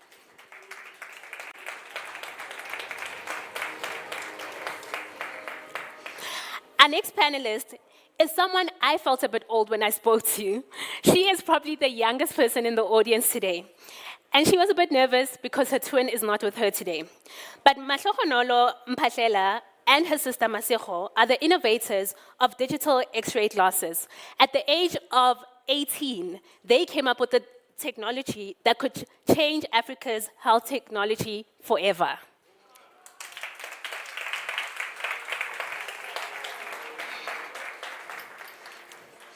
I'm sure you can do better. Thank you so much. So without wasting any further time, we are going to get into the discussion. Now, Trevor, you are from the Northern Cape, but you have worked with the likes of Beyonce, Barack Obama, and other leaders in the creative space. So what would you say is the most important step that young people who are creatives should take in order for their names and their brands to be recognized, but also build a business from this creative space? I think what young people should recognize is firstly, they should recognize their talent. They should recognize that they form a part of the creative economy and that their efforts are not just, or rather their efforts can extend beyond expressive measures. And when I speak about being professional, I'd say like practical examples like having an email address, for example, having buying a domain so that your email is sent with a .com, just simple practical measures that can help you present yourself as a professional and almost operating as a professional and looking at other opportunities that extend beyond the actual practical work that you do. So for example, I'm a photographer and Other ways of monetizing my photography is through licensing and, for example, stock imagery and other ways that are not necessarily on the nose. So I think I would say it's actually being creative within your creative scope. So just finding other ways that can kind of can amplify your effort, I think. Yeah, thank you for that, Trevor. And I think what you touched on is quite important. Often when we find ourselves in these rooms and we find ourselves speaking in boardrooms, we take it for granted that there are people who don't even have email addresses. They have never used or created an email. And that is where the skills gap exists when it comes to young people in South Africa. So you and I might be sitting here today and we know how to create an email, we know how to express ourselves, we know how to present our ideas to funders. But that's not always the case, and that's why it's important for us that in the solutions that we find, we make sure that we are inclusive. We include the young people who are in the rural areas, who are in the township, because those are the leaders of tomorrow. Thank you. So, Donald, you built Zools into one of South Africa's leading e-commerce. How can strategic partnerships that they've touched on in other panel discussions between government, business, and tech entrepreneurs unlock new economic opportunities, especially for the youth that don't have access to these networks? Yeah, I think, you know, like when I reflect even on our journey as Zuzi, right? I mean, we built Zuzi, we started in 2013 as an e-commerce platform, right? In Braamfontein, in fact, right? And as we're building the platform to deliver groceries in 1 hour, that's when the likes of Shopper Checkers came to approach us to say, you know what, because we see what you guys are doing, can you build a 60/60 platform, right? What was interesting at that time is that like a lot of people never thought it can be done by young people, right? So I still remember back then when the team from ShopRite flew to come see us in Braamfontein in an office that didn't even have tiles and all those things. In fact, we had to tile it overnight and paint the whole, what do you call it, like a whole office, so that they can come in a space that's presentable. But we got the deal to build the 60/60, and we hired a lot of young people, 4 engineers at the time, like average age of 22 at that time, right? And that there's so much power in young people, most South Africans, young people. Most of the time we hear that South Africa doesn't have the skills, does not have the capabilities to do tech, right? What we demonstrated there was to showcase that young people of this country, whether if black, white, can do it, right? And what I can say is, looking forward, I can see that like if we work together between government, private sector, we can unlock a lot of opportunities, right? If you think about what we have done even at Zuzi, we have a lot of, we partner with a lot of like, I would say like private companies, small SMEs that comes and sell on our platform. Those are the opportunities that get presented by just being digital. The same thing with ShopRite Checkers. We continue to support the platform, the tech platform, 34 engineers that we put in the average age of 24. So those things are things that we really need to look at, like how can we do more of that, right? How can we find the next Zuzi? And the next Zuzi is right there next to you, right? So when we see these guys that are doing stuff, they need our hands, you know? So one of the most important things for me, most especially even with government, is how do we not just talk about these things, right? How do we take action? How do you take action so that we can empower more of people that are doing something? You know, the companies that are doing something must be supported more so that we can create more opportunities for other young black people as well, or white people as well, right, of this country. So for me, the most important thing is like we should actually be intentional about creating that collaborative way between government, companies, where it's not just like we are just going to take from one place to another, you know, or giving deals to people who don't actually hire anyone or create employment. I think for me, what's important is every company, you must be able to show me as a young person, what are we doing, right? And then the government as well, we must support such people, right? We should not leave them to be there by themselves. And I think what you touched on is quite important as well. When we build those strategic partnerships, we're then able to open up funding. And that is one conversation young people are continuously fighting against, like access to funding. How do I get this funding? And these are barriers that young entrepreneurs and innovators find themselves in. Which brings me to you, Matlahonolo. You have already faced these challenges when it comes to funding and regulatory approvals. Earlier on, they spoke about regulations. If there's one thing we are really good at as South Africans is putting regulatory frameworks in place, but implementing them is not always translated into the work that we see. So how did you overcome these obstacles of regulatory approvals as well as funding? Thank you for your question, Obageng. So let me take you back on our journey. So when we started with our innovation, which is digital X-ray glasses, so simply it's a pair of goggles which can take an X-ray scan. So we made our first prototype in high school using welding glasses and Christmas lights. So by then we did not have any funding or some sort of investment.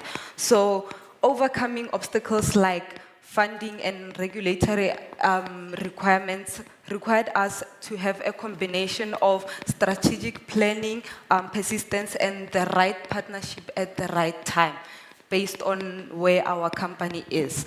So for funding, we focused on building a strong value proposition and demonstrating our innovation to the real world's impact. So our funding model was is mainly focused on grant funding, because we are not at that stage of manufacturing where we can look into venture capital.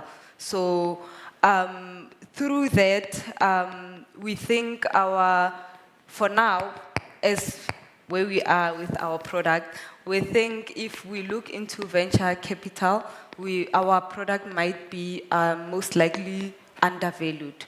So we are still learning and we are still looking for more funding, but we managed to raise we managed to raise some funding so that we can develop our product further. As last year we launched our third prototype in July, so we are still pushing through, we are still knocking on other doors for funding.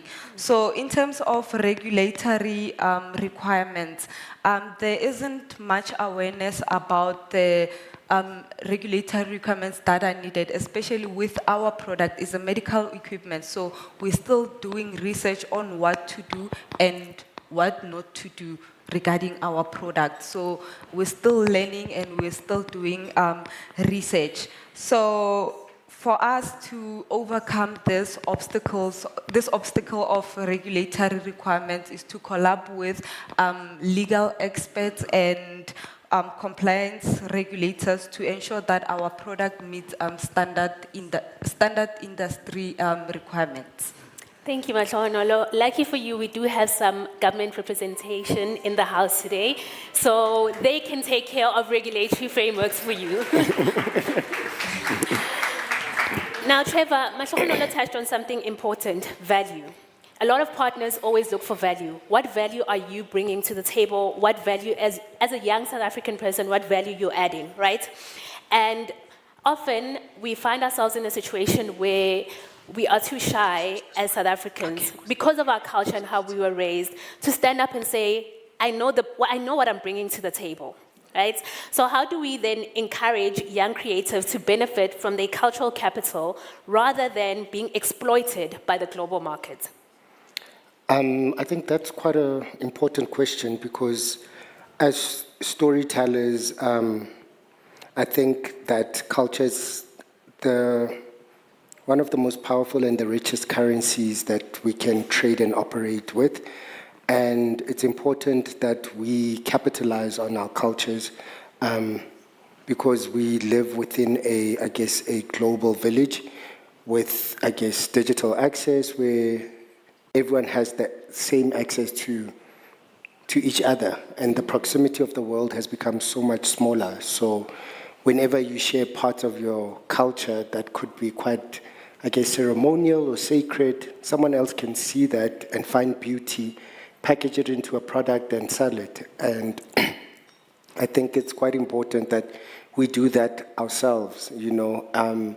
We've got so many rich stories, so much diversity, so much beauty, and it's completely up to us to I guess, capitalize on that. And I think from a personal point of view, I saw the gap in the market with that, and that's when we built the platform, our multimedia platform, which is called Thematic.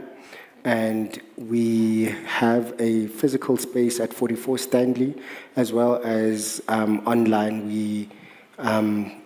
We've got quite a strong online presence. And with that, it's basically sharing Africa's greatest stories. That's what our mandate is. And with those efforts, it's highlighting the beauty and the diversity of our stories and ensuring that creatives also get the platform to share their stories, because I think a big part of it is that there's so much talent and not enough platforms or not enough resources to kind of multiply the talent. So I think the value comes within creating the community and network where the value exchange can take place, but also where we can almost recycle whatever privilege we have. I think we find ourselves at different positions of privilege at different parts of our lives, and wherever you can, I guess, recycle that privilege, I would highly recommend. Thank you, Trevor. You spoke about something that was quite important, multiplying the resources and making sure that we recycle so that there is some sort of domino effect that takes place. Donald, you are pretty good at this, given the success of Zools. Sustainability and scalability is something that not a lot of small businesses are able to achieve. So what tips do you have from your journey, and how did you do it? I think one of the most important things is when you build a company, right? In fact, there's this one of the biggest incubator, in fact, one of the biggest funders actually in the US called the YC, Y Combinator. One of the things that they teach in the startup school is doing things that don't scale, right? So, you know, like when you start something, you are desperate to get 100,000 customers from day one. But that's very dangerous, can kill your business, right? What you have to do is, like, in the early days, perfecting the product, speaking to the customer. Like, customers must know you, right? I'll give an example even with Zuzi. Like, when we started, I used to deliver groceries. Sometimes I would be meeting with investors. I remember this one time I went to these investors. I'm pitching Zuzi, I'm on my suit. And then after that, an order came in, right? When that order came, I was the closest guy, right, that had to deliver that order, right? After my meeting, I just had to take off the bag from the car, picked up the items for the customer, and then went to deliver. As I was going in, I realized I was actually going into the same block where I was having a meeting with the investors. And I was panicking. I was like, oh my God, they're gonna see me, right? And what will they think about me, right? Like, will they think this company, this guy is actually doing everything by himself, right? And then I was trying to sneak in, and then, you know, I delivered the stuff. And then after that, the guys called me. They're like, hey, we saw you deliver those things to that customer, right? And that was so important for them, right? Like that, you know, like you care about these things, you know? In fact, today when I look, a lot of companies, even big companies, right, I always advise a lot of guys to say, you must go to the trenches. You must understand, even in your large organization, how things work. You know, a lot of people, they are CEOs, but they don't even understand how is customer service, how are people answering calls, right? And you forget, like, those are the things that builds you, right? So that experience, for instance, that I used to do, like talking to customers, is what enabled us to be able to build Zuzi, and then obviously even Checkers as well. So Checkers was definitely a copy and paste of Zuzi that we had at the time, right? It enabled us to build such platforms because we were talking to customers directly. So for a young person who wants to start a business, the most important thing is you must be obsessed about customers. You must be obsessed about helping them, right? And in fact, it doesn't even apply for not just businesses only, even for you, whatever things that you do, right, in your own space, whether if you're in a government department, you must be obsessed about helping people. We cannot have a situation where government or people who report to you don't care about things. You know, today as we speak, you know, a lot of companies in a place like ours where there's a high unemployment rate, you know, people struggle to even get a simple license. With people like sitting on applications, right, for years. And you might think like, oh, we are fine, but no, that's not what we should be doing, right? So we must wake up as Africans and start addressing those things to say, hey, we mustn't be lazy, we must work. You know, so if you want to build a nation that's going to prosper, we have to put in the effort. You must care about stuff. You must care about how you service your customers. So to me, that is very, very important. And if you do that, definitely we're going to take things to the next level. But if you don't care about those things, if you don't care about your own house, your own backyard, then there's nothing we're going to build. So for me, like, you must build that obsession with customers. And when you do that, scale comes, right? More customers comes. And by that time, you have built systems, you're able to deal with it, you know? I still remember even during COVID, and that's when I realized that when they talk about like doing things that don't scale, why it's so important. I remember during COVID, because we woke up, COVID hit, and at that time, I think Zozo, we used to do on average, we do 1,000 orders a day, right? When COVID hit, within 30 minutes, you are getting 10,000 orders, right? And those orders, I still remember, like, because retailers as well at the time, we used to pick from different retailers. Retailers also, they didn't have stock, right? So which means every time we go and buy something, we might not find a certain product. Now we must then communicate with the customer to say this product is missing. I still remember like the customers, like the calls that were coming in, they were so crazy. Like I remember going to customer service agent, we had 3 people, and the phone was ringing nonstop. And I still remember like calling guys to say, come help to answer the calls. But it was just not working, and then we had to stop. I was like, you know what, let's switch off the phones and solve the real problems. But with that, I got to learn that actually scale can really kill you, right? And that's why that's why you should be obsessed about building systems and then focusing on the customer so you can build systems with no pressure, right? Because it doesn't help to get customers that you can't retain, right? So retention is everything in the e-commerce space as well. Yeah, thank you for sharing that story. I think during COVID, now that I'm sharing the stage with you, I was probably one of the customers. I apologize. I'm sure there are a lot of culprits in here as well. They just won't say. Yeah, funny enough with that, like I still remember also one of the biggest retailers as well, they called me because I mean we're talking to almost everyone. Everyone wanted to partner with us, right? So one lady called me from that black company, and she was just asking how are things going with us, you know. And at that time, I just had to be honest, you know. The other days, you know, you have to tell them, no, we're coping, we're fine, bring more work. But that day, I had to be honest and say, no, we're not coping. And even for her, she's like, and these customers, they don't understand, like, you know. Like, so you're not the only one. But the nice thing about operating in South Africa is that there are still some people who believe in the spirit of Ubuntu. And I think that carries on even with young people. It might not always be evident because we are on our phones, but even through Instagram, we are still championing for Ubuntu. So, Mahlokonola, I'm going to come to you. How do we then build strong ecosystems to support youth-led health tech solutions in Africa? Not just for South Africa, but for Africa. And I ask you this question because you know the crisis that we're faced with in South Africa when it comes to the healthcare system and the education system. So it is important that all the digital solutions or tech solutions we come up with help us solve for the development of Africa. Okay, to build a stronger ecosystem that supports young innovators, especially in the health tech innovation system, I think we should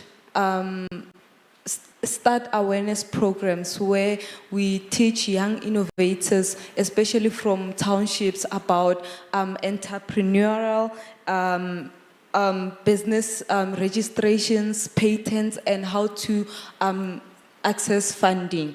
So in that way, we'll be giving other young innovators who have great ideas, especially not looking where we are, but also at townships. So by making those awareness programs, we could empower more young innovators to create other amazing innovations. I know of many of these other two students from my previous school. They have amazing ideas, and that could assist in the health space. So because they don't have that much knowledge about how to go about an idea, from an idea to a business, they are stuck there with amazing ideas. So by empowering them and mentoring them, I think it will really help our health space. And also by adopting to this 4IR, where we realize that our country is developing, we no longer need actual nurses. We can have robots that are there at hospitals or clinics that are assisting patients. There are big machines in hospitals that are occupying the whole space. So we as young innovators should look into that and see how we can improve the health industry. So takeaway from this would be that young innovators should focus on their ideas, regardless of the hurdles they come through along the way.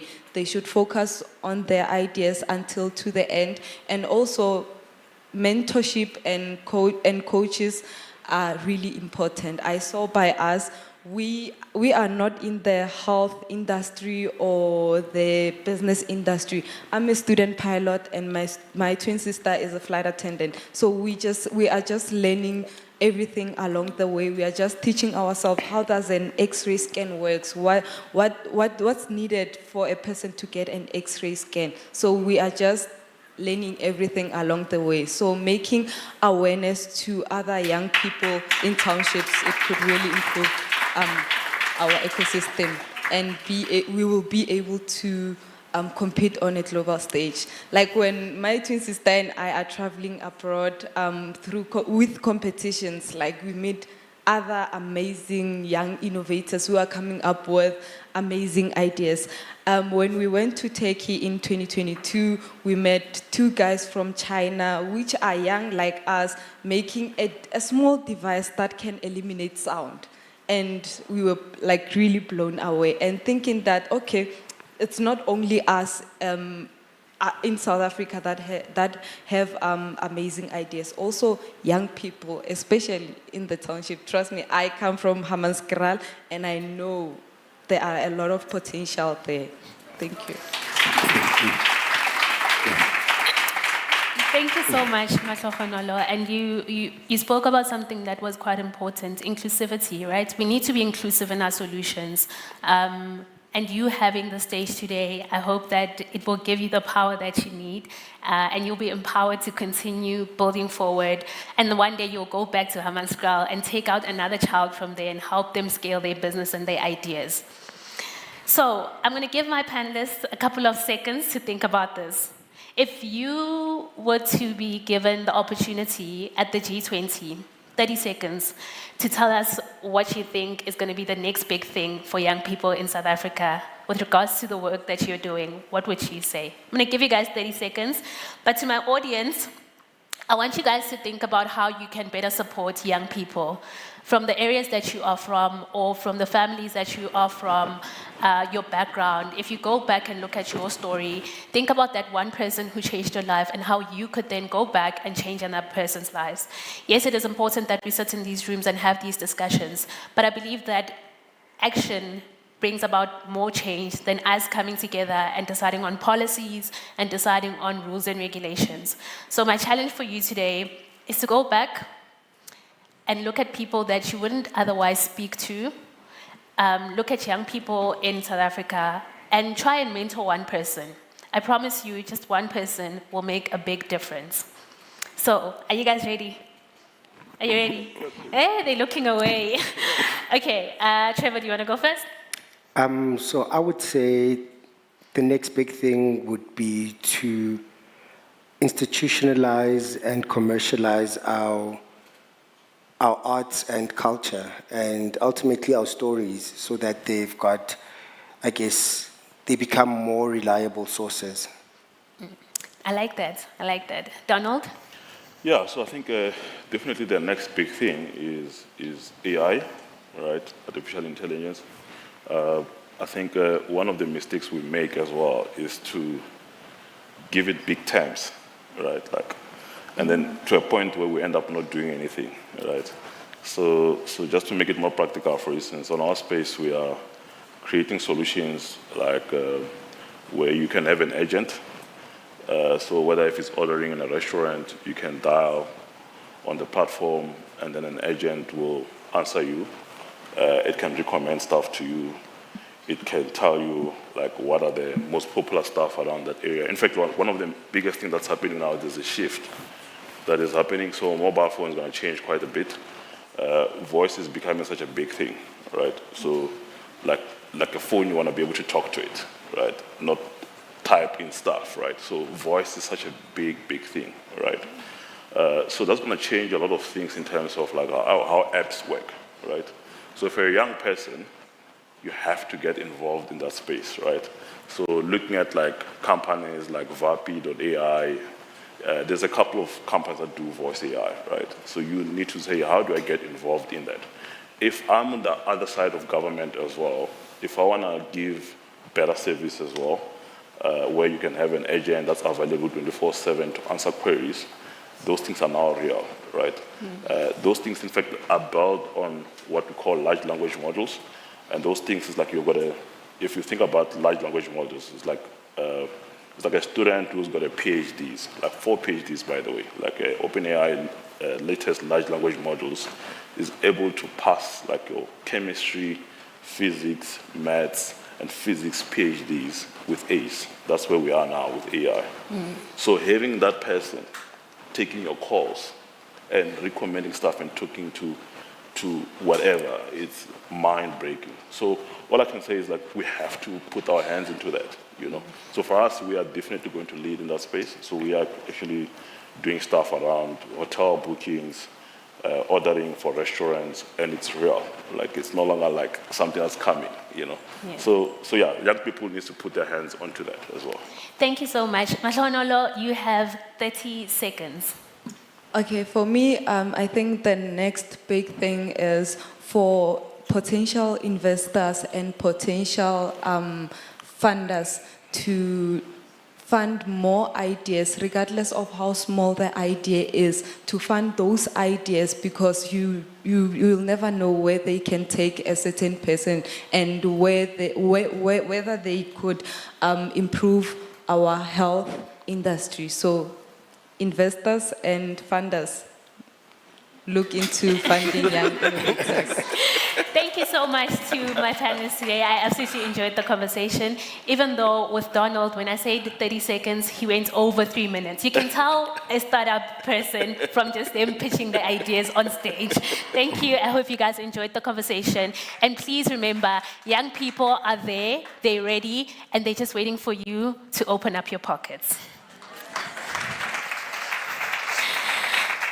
Thank you. Thank you. You did so well.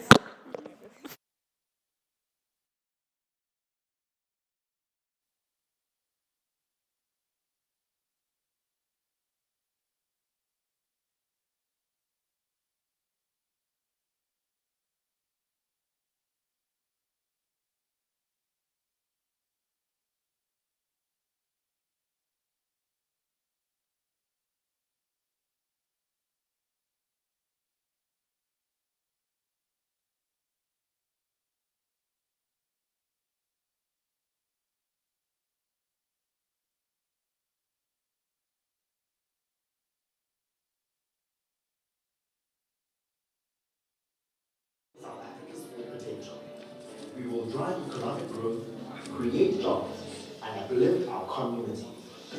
We will showcase our nation's beauty, vibrant culture, and innovative spirits to the world. As Nelson Mandela once said, the greatest glory in living lies not in never falling, but in rising every time we fall. Let us draw inspiration from his words. Let us rise together, fueled by our unwavering spirit. We call upon all South Africans to join us on this journey. Let us play our part, work together to build a nation that is proud, confident, and competitive. Let us harness our collective energy to drive positive change and create a brighter future for all. Together, we can achieve greatness. Together, we will unlock South Africa's potential. Join me as we take our pledge. With pride in our values, heritage, unity in our purpose, and hope for the future, we pledge to uphold Brand South Africa's mission by fostering partnerships that elevate our nation's brand's reputation and reflect our values of integrity, inclusivity, determination, and resilience. To build a South Africa that resonates with pride and purpose, supporting job creation, social cohesion, and sustainable growth that benefits all South Africans. To be ambassadors of our nation's brand story, showcasing South Africa as a respected global leader, an innovative partner, and a vibrant investment destination. To work in alignment with government of national unity and business, championing a competitive South Africa that delivers on the hopes and dreams of its people. To leave a legacy of strength, progress, and unity, ensuring that the future generations inherit a South Africa they can be proud of. This is our call to action and our commitment to brand South Africa. Let us forge ahead with determination, crafting a future that celebrates our unity and embodies our potential for a South Africa that leads by example, inspires and unites. Not for us, but a legacy for our children. We are leaving a legacy built with pride. For a South Africa that leads, inspires and unites. For a future we shape together. For a legacy we build with pride. Ladies and gentlemen, please remember that we have some great discussions after lunch, followed by cocktails where you can network and unwind after an intense day. So please enjoy lunch and be back at 1:20. Thank you.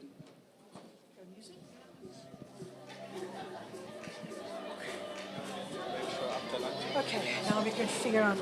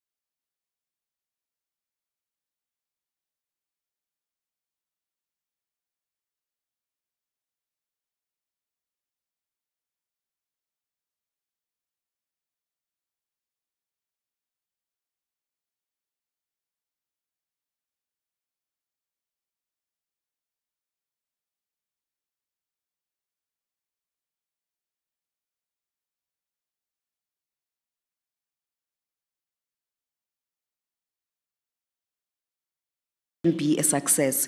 This is not just a slogan, ladies and gentlemen, it is a call to action, a recognition that South Africa's future is not built in silos, and it is built in strong, deliberate partnerships between business, government, between industries and innovators, between our country and the global economy. And probably to add to that, even the NGOs do play quite a key role. Even family offices, as well as philanthropists, play a very, very important role. And I think over the years we have seen why that is important. So, ladies and gentlemen, I think we are aware that we're a nation at a very defining moment. I've just arrived from Texas, Houston, in the US, Washington, as well as Frankfurt in Germany. And I will share the snippets of what the global society is saying about us. As South Africa approaches 31 years of democracy this April, we reflect on more than 3 decades of resilience, growth, and continuous evolution. Our journey has been one of transformation, of rising beyond adversity to carve out a space in the world as a country of innovation, resourcefulness, and ambition. Now, as we move beyond 30 years of a milestone into a new chapter, we do so with renewed commitment to position South Africa as a leading force for economic growth, trade, and investment on the global stage. South Africa's G20 presidency, a pivotal opportunity, and just to pause for a second, to really just extend my warm gratitude to Butunkolisi, the co-chair of the B20, and to say to you, thank you for your commitment. And I think as I was saying to you, as we're sitting together, your name was being mentioned in the US, Buti, and also just to say to you, your track record speaks for itself, and thank you for the inspiration. Ladies and gentlemen, we're obviously at a critical juncture in our global engagement. South Africa's presidency of the G20 in 2025, we're right at the center of shaping the global economic agenda. As the only African nation in the G20, we carry not only South Africa's interests, but also aspirations of the entire continent. We have a responsibility to ensure that Africa's voice is heard in the highest economic discussions, that we champion policies that foster inclusive growth, investment, and sustainable development across the continent. Our role in the G20 presents us with an unprecedented platform to drive foreign investment, expand trade opportunities, and strengthen global confidence in South Africa's economic future. Now, building a competitive, investable South Africa, what does this take? In order for us to attract investment, obviously we must ensure that we are globally competitive. This means then enabling policies and ensuring that there's policy certainty. And I think to add to that, it's quite important that consistency does add value in what we're trying to do to obviously foster investor confidence. Investing in innovation, technology, and infrastructure to strengthen our economic foundation, empowering young entrepreneurs and small businesses to be the drivers of future industries is quite important. So now, to the CEO and the team, Stembile and the rest of our team, thank you very much for ensuring that young people are part of today's program, and that young people are recognized, and that young people are honored, because small businesses and our youth are actually the backbone of our economy. So thank you to the management and the team from Brand SA for ensuring that young people are actually featured in today's program. South Africa is not just a country, as we know, country of potential, it's a country of proven excellence, and it is time that the world sees that. Now, the role of private partnership and public-private partnership is quite important. None of this can happen in isolation. As I said, the future of South Africa is a shared responsibility, and I think that's why all of us play a very, very important role. Now, government plays a key role, as we know, as an enabling key stakeholder, but equally, business does play quite a key role, and I think even just as ordinary citizens, because I always argue that it begins with us. We cannot sit back and be on the fence and complain and expect government to do this and that, when actually it begins with all of us, and it starts with all of us, even in our families and the communities that we come from. I think we have a huge responsibility in ensuring that we are authentic, in ensuring that we are truthful, in ensuring that we actually take that responsibility before we can actually expect a lot from business or from our government. Brand South Africa's role in telling our story, I think it's going to be very, very important now more than ever. And changing perceptions. And ladies and gentlemen, I believe in authenticity. As a person, as a lady, as a mother, as a wife, as a sister, it is crucial that we are authentic, that when we arrive at the table, we are recognized for who we are. And I think in telling our story as South Africans, we are very authentic people, and we are refusing to be framed to be what we are not. Now, as Brand South Africa, we recognize that it is important that perception is reality, we do know that, but how the world sees us as South Africa shapes investment decisions and trade partnerships and global opportunities. In our collective duty to amplify the true story of South Africa, a nation of resilience, because we are a resilient nation, and also economic potential and business excellence. We're a global player. We're not just a participant. And I think it has been very clear, it has been very evident that we not just sit back, we play a role in the global society. Now, ladies and gentlemen, I'd like to encourage all of us that we must own our story, and we should ensure that not other people are not going to tell our story. We must do it ourselves, because otherwise they're going to tell it on our behalf. Now, a call to action in shaping our nation's future. Together, as I close, I'll leave you with a challenge. What role will you play in building South Africa's future? Are you investor ready to unlock opportunities, a business leader ready to create impact, a change maker who will elevate our country's reputation? And this forum is not just about conversation, ladies and gentlemen, it's about action. As I said, it's a call to action. The partnership we form here today must translate into policies, investments and initiatives that elevate our nation, attract capital, and ensure that we create jobs. And ladies and gentlemen, South Africa is ready. It is ready to lead, it is ready to grow, it is ready to take its rightful place. Now, please allow me to share some snippets of what I've picked up where I was, particularly in the US. And as you can imagine, we arrived there, of course, in a program where we're doing business, and one was nervous because there's a lot that we're sitting here at home, we're reading about a lot, and I think for me as a South African businesswoman, it was quite fascinating to be there to see first and foremost how one was received. So let me say that we were actually very warmly received in Houston, Texas. And I'm going to share key aspects and key trends that I picked up in the conversations because, of course, the gathering, which took place over about a week, it comprised of key players in financial services, energy sector, transport and logistics, and, by the way, government of the current administration of President Trump. So very, very interesting. So I just summarized key snippets which I would love to share with yourselves. Now, around policy uncertainty and geopolitical shifts, very interesting, Buduntlolisi. I remember at the mining in Daba, you were challenging young people and you were saying to young people, it's important that they educate themselves about geopolitics, and that you were saying that they must make sure that they fully understand how South Africa is positioned, and looking at the B20 and G20 era that we're obviously going through this year, that young people must really ensure that they educate themselves and they ensure that they participate and also at least are well educated in debating about these matters, even on social media. Now, on policy uncertainty and geopolitics, this is what many experts had to say. They are saying that they've been monitoring the global trends over the past few years. Since 2020, they are saying that, of course, they've been repeated thought, and most people were agreeing that it is the new world order, it is the reset. However, they are saying that what they're witnessing now is an accelerated transformation that will impact countries' geopolitical strategies in two key ways. One, foreign and domestic policy misalignment. Many countries will project a willingness to collaborate on the global stage, yet their domestic policies will increasingly fracture from those commitments. National interest will then take precedence, which I think we're all witnessing, creating inconsistencies between a rhetoric and also action.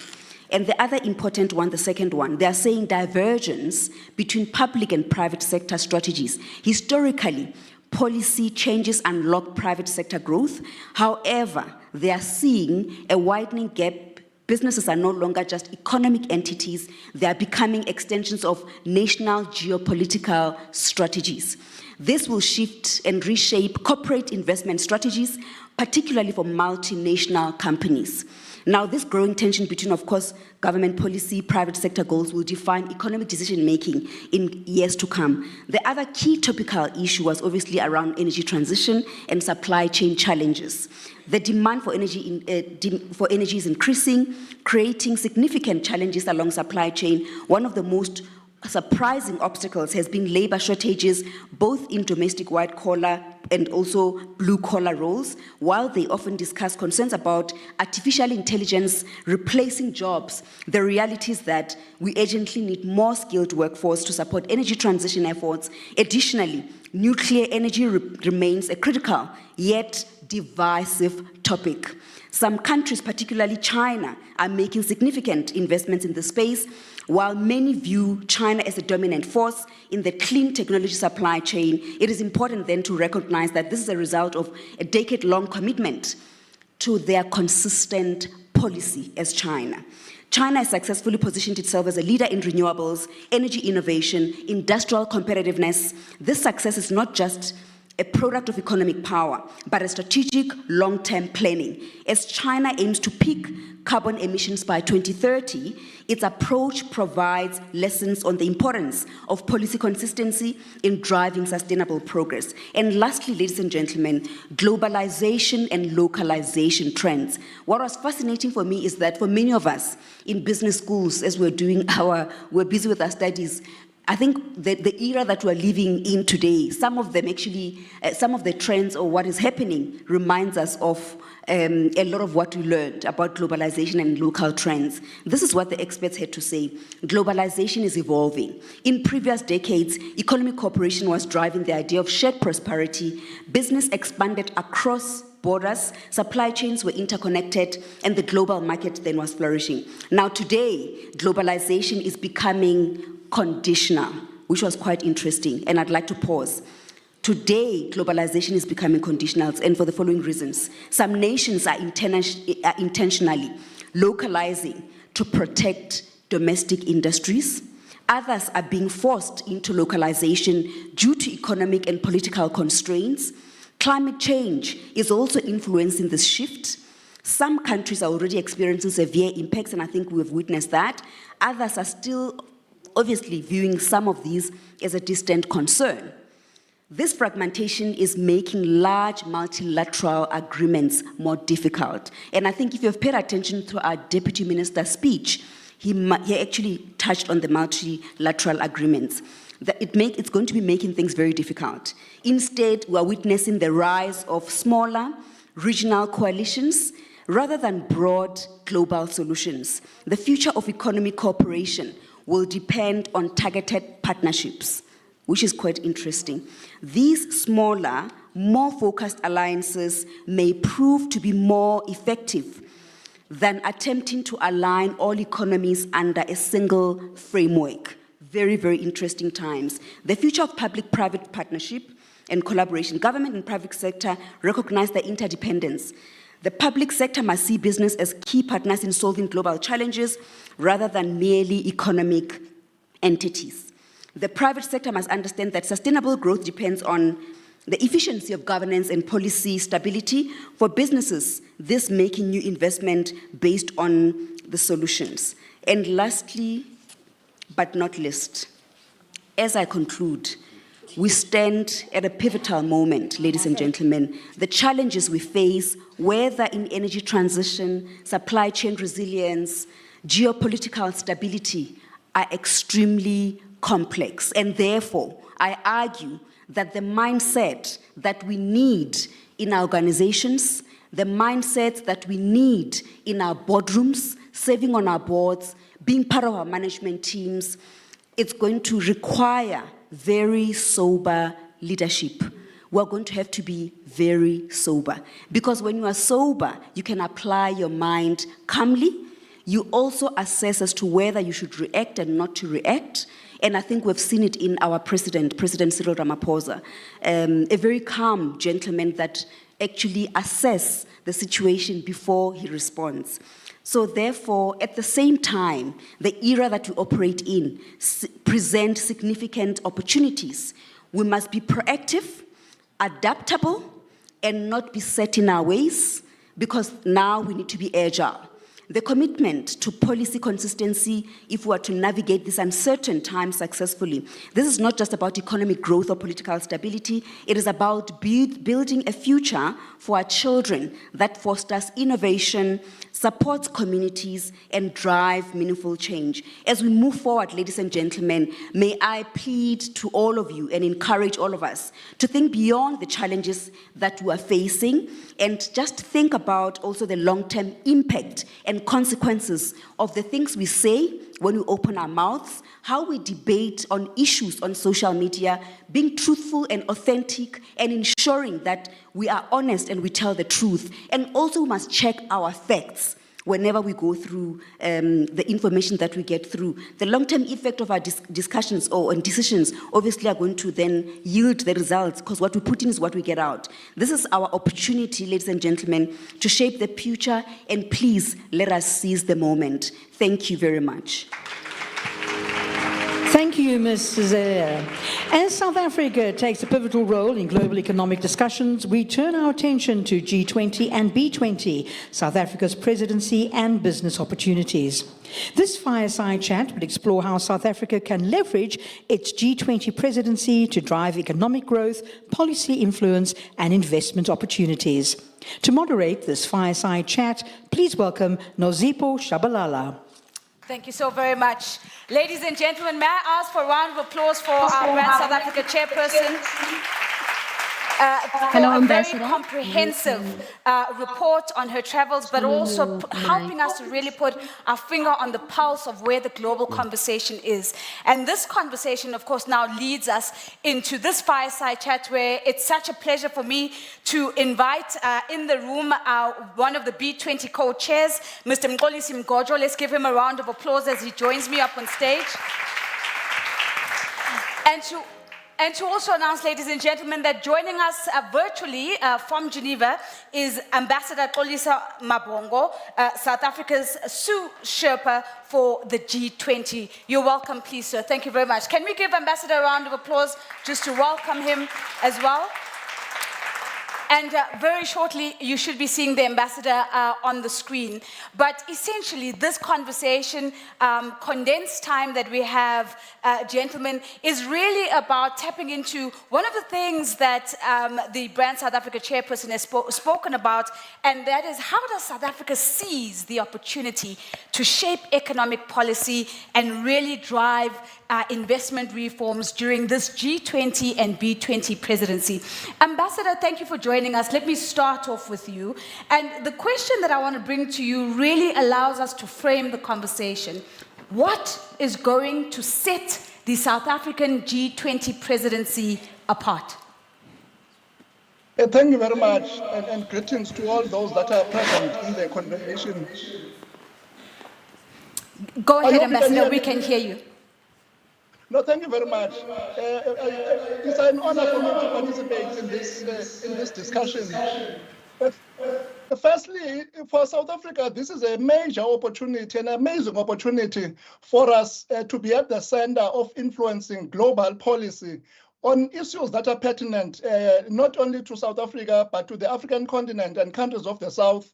And if you look at the priorities that South Africa has set for its presidency, they speak to some of these pertinent issues that are challenging the world: disaster risk reduction, debt sustainability for low-income countries, financing the just energy transition, critical minerals, food security, AI.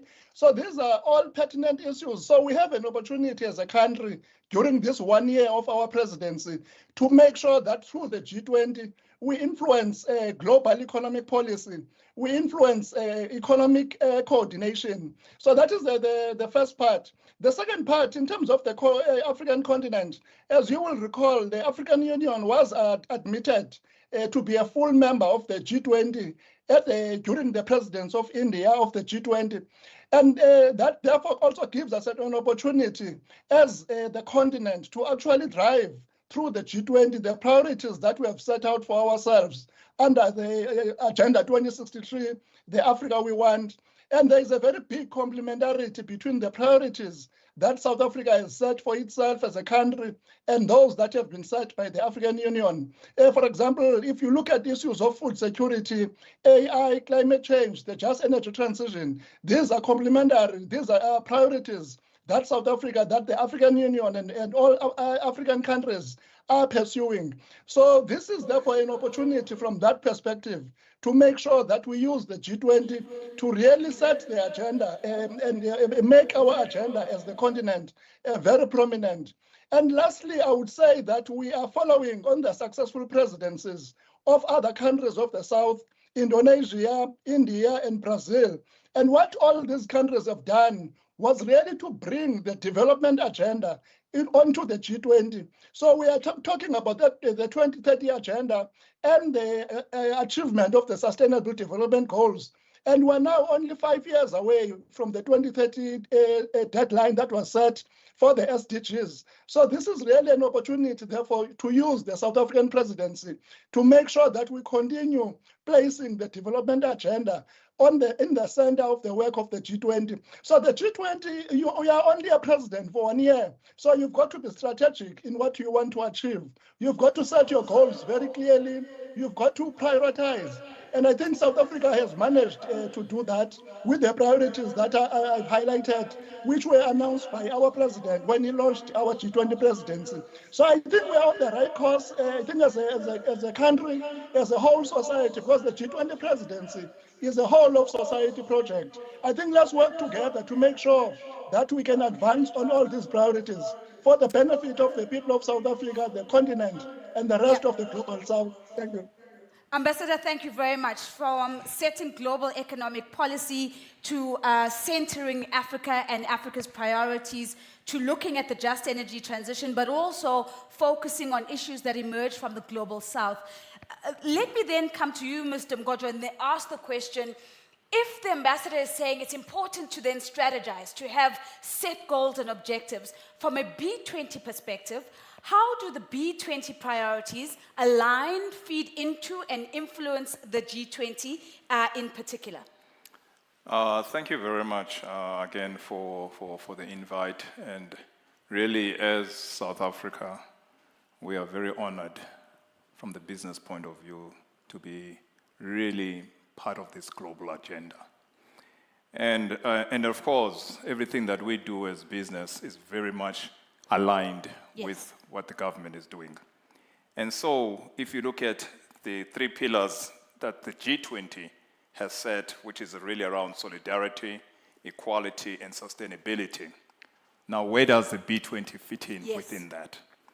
And obviously, first of all, I'm not sure how many people know what the B20 actually is, and because many people actually said, what is this B20? The B20 is actually the platform where all the policy decisions and recommendations are crafted by B20 global leaders, business leaders, which shape the policies, which define the recommendations, and also in this instance, we're going to actually develop action plans on how we're going to track the implementation of these recommendations, and this get presented to the G20 G20 leaders in around September, October, and then finally into the summit. So this is where the policies are defined. It's a collaboration amongst all the B20 global leaders. Yes. And so it actually positions us in terms of defining some very critical areas where we want to focus on. But these task forces actually come from the various past B20s, because there's got to be alignment right through in terms of the key themes that we are talking to about trade and investment, employment and education, digital transformation, finance and infrastructure, integrity and compliance, food security, and also sustainable food systems and agriculture. And a critical new one that has emerged, which we have also introduced as South Africa, which was not party to previous B20s, is around industrialization and innovation.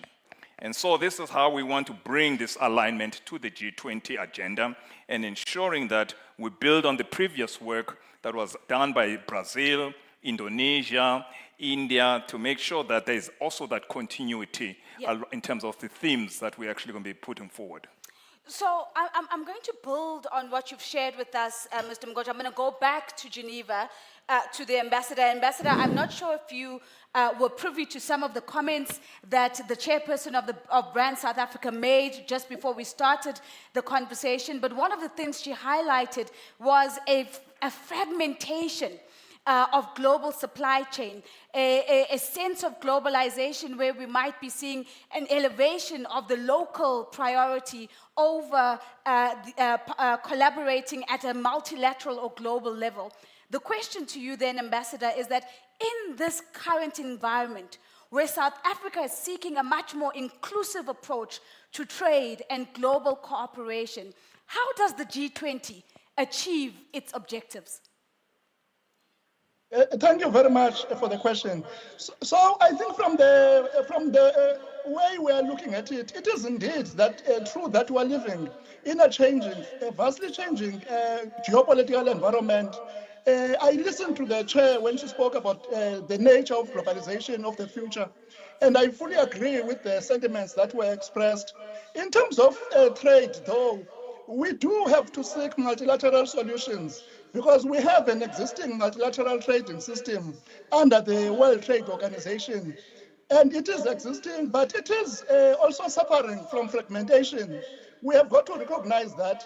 And that is why, as part of our priorities, we have put at the center the issue of the reform of the multilateral trading system, the reform of the WTO.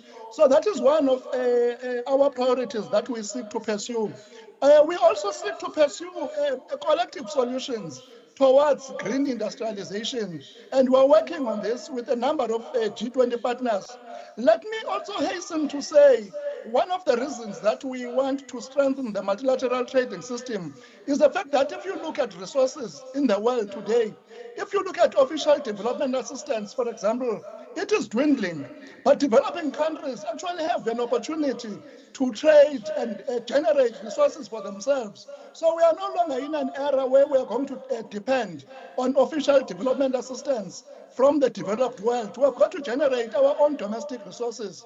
And part of doing that is improving trade. That is why in the African continent, we have the African Continental Free Trade Area at the moment. So South Africa placing the reform of the multilateral trading system at the center of our work in the G20 is to actually ensure that we level the playing field, because we need an enabling international environment that will make us do the trading and the resources on our own without being dependent on others. So this is the context, therefore, in which we are pushing this idea that the G20 must cohere around an agenda of responsible trade.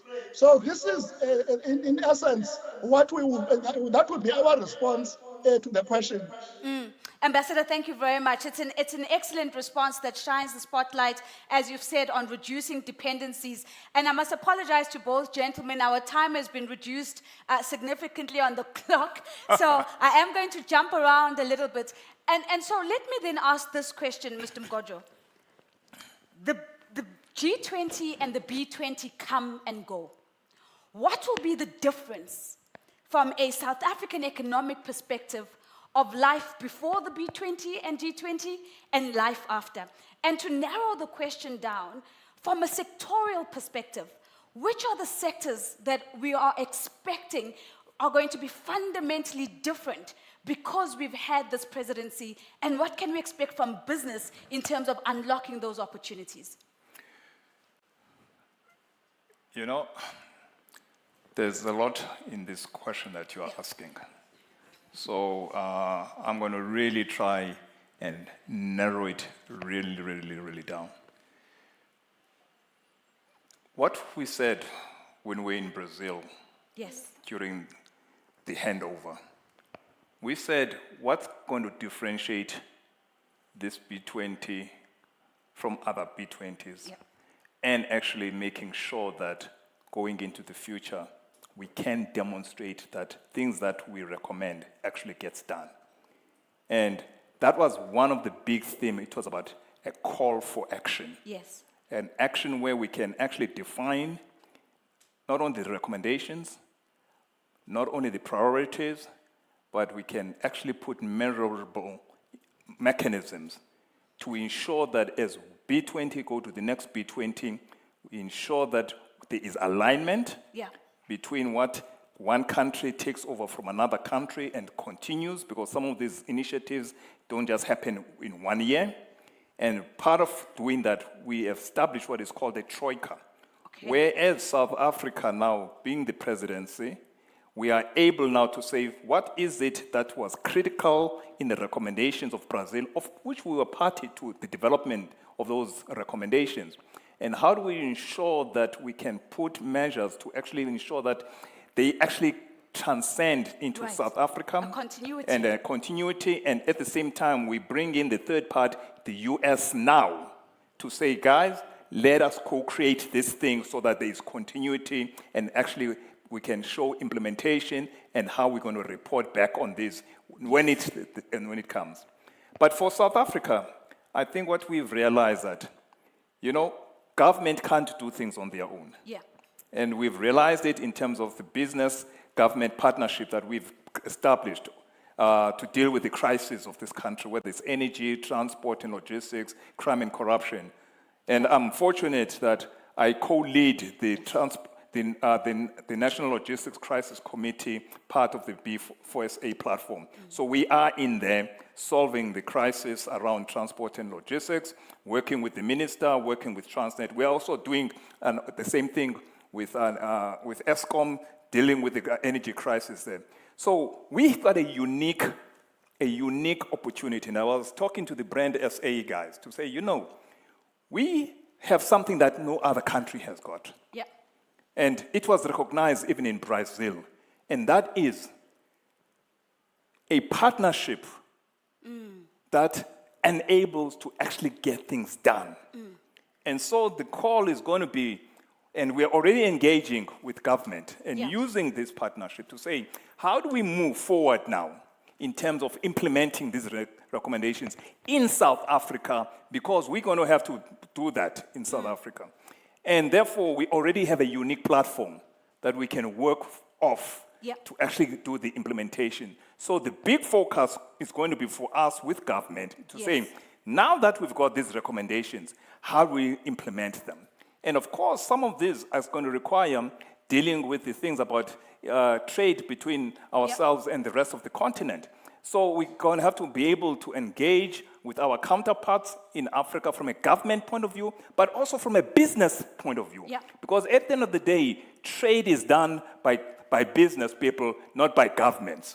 And therefore, in this B20, part of what we have done is that not only do we have chairs, which are half chaired by women and half by men, but even within the co-chairs, we've brought in a lot of business people from Africa, business leaders, who are also the co-chairs in that, because the real work starts after November. Got you.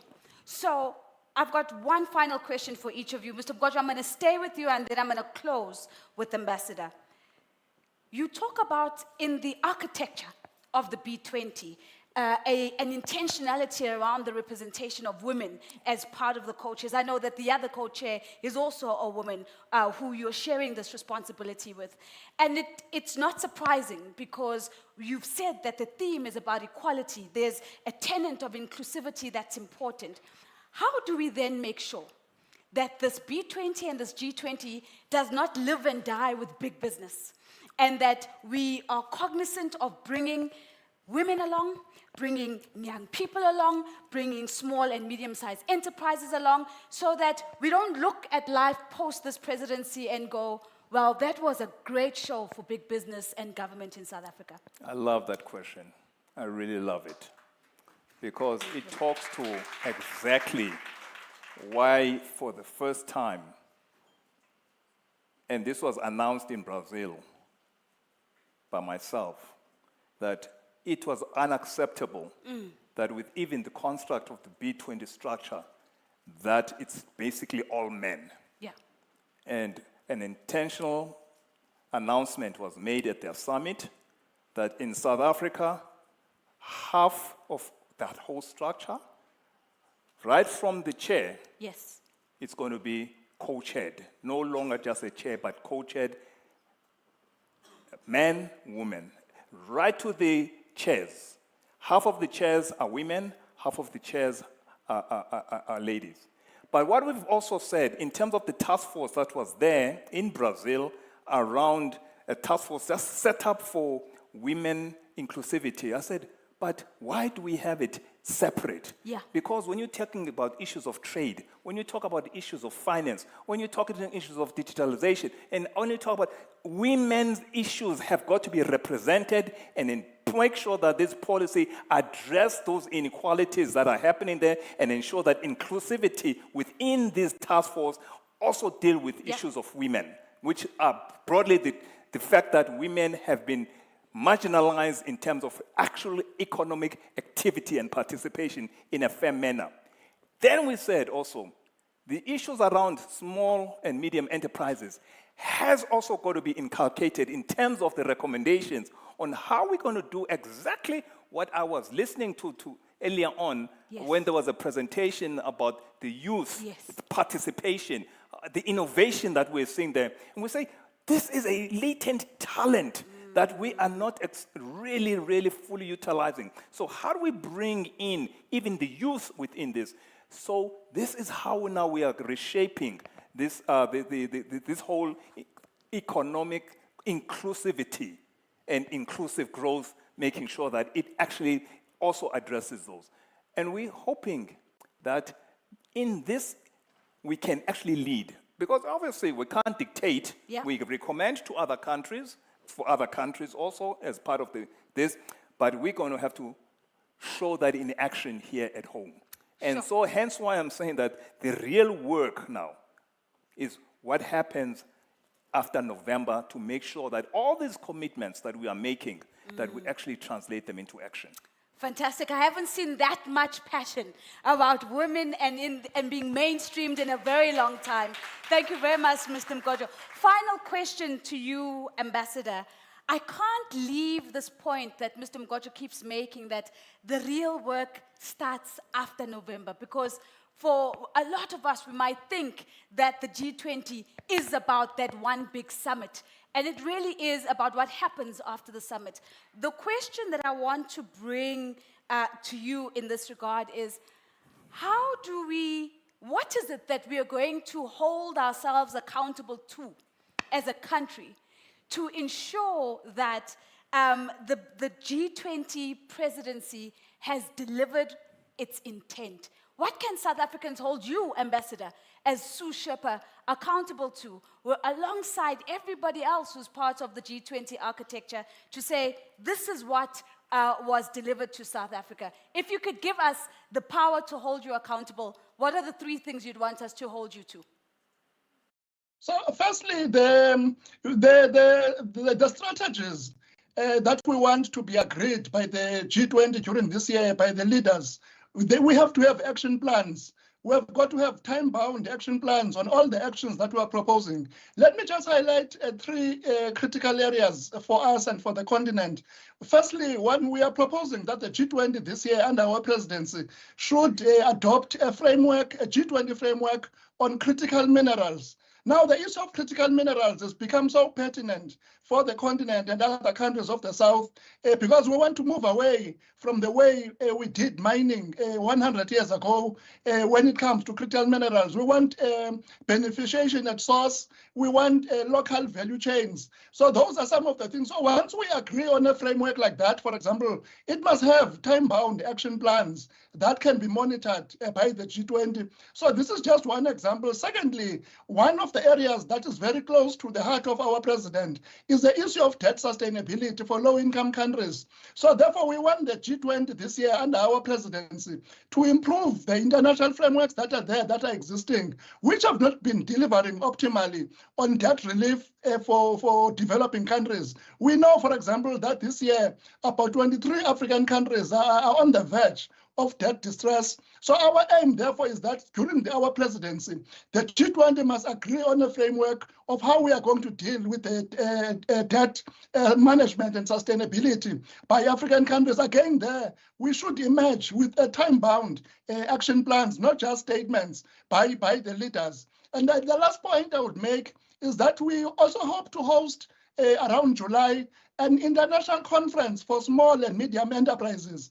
I believe this will be the first international conference of this nature. So it will also be held in the context of our own presidency. So here again, we must emerge from that conference having embraced some principles, some guidelines of how we can improve and support SMMEs. So these are just examples of what we think should, the nature of the outcomes we should have.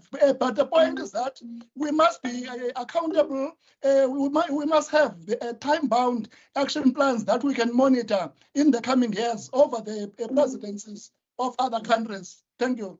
Ambassador, thank you. A G20 framework, that does deserve a round of applause, ladies and gentlemen. A G20 framework on critical minerals, a strategy on debt sustainability that's not only centered on South Africa, but looks at the 23 African countries that really need this intervention in this moment in history, and also an intentional focus on small and medium-sized enterprises. And in all of this, a mainstreaming of women, of young people, and really delivering a G20 and a B20 where prosperity is inclusive for all. Might I please ask you to give my gentleman a big, big round of applause. Thank you very much. Might I just say the last part? One more. This can only be achieved between the collaboration between business and government. We have to be aligned on the outcome and what good looks like for the country, and we collaborate on how we co-create that. Because if we don't do that, we're going to be misaligned, and then we start asking ourselves, how are we not delivering on these things? Alignment, collaboration is the key here. Otherwise, we're not going to get across. Thank you very much. Ladies and gentlemen, Mr. Mgojo and Ambassador Mgodisi, thank you very much.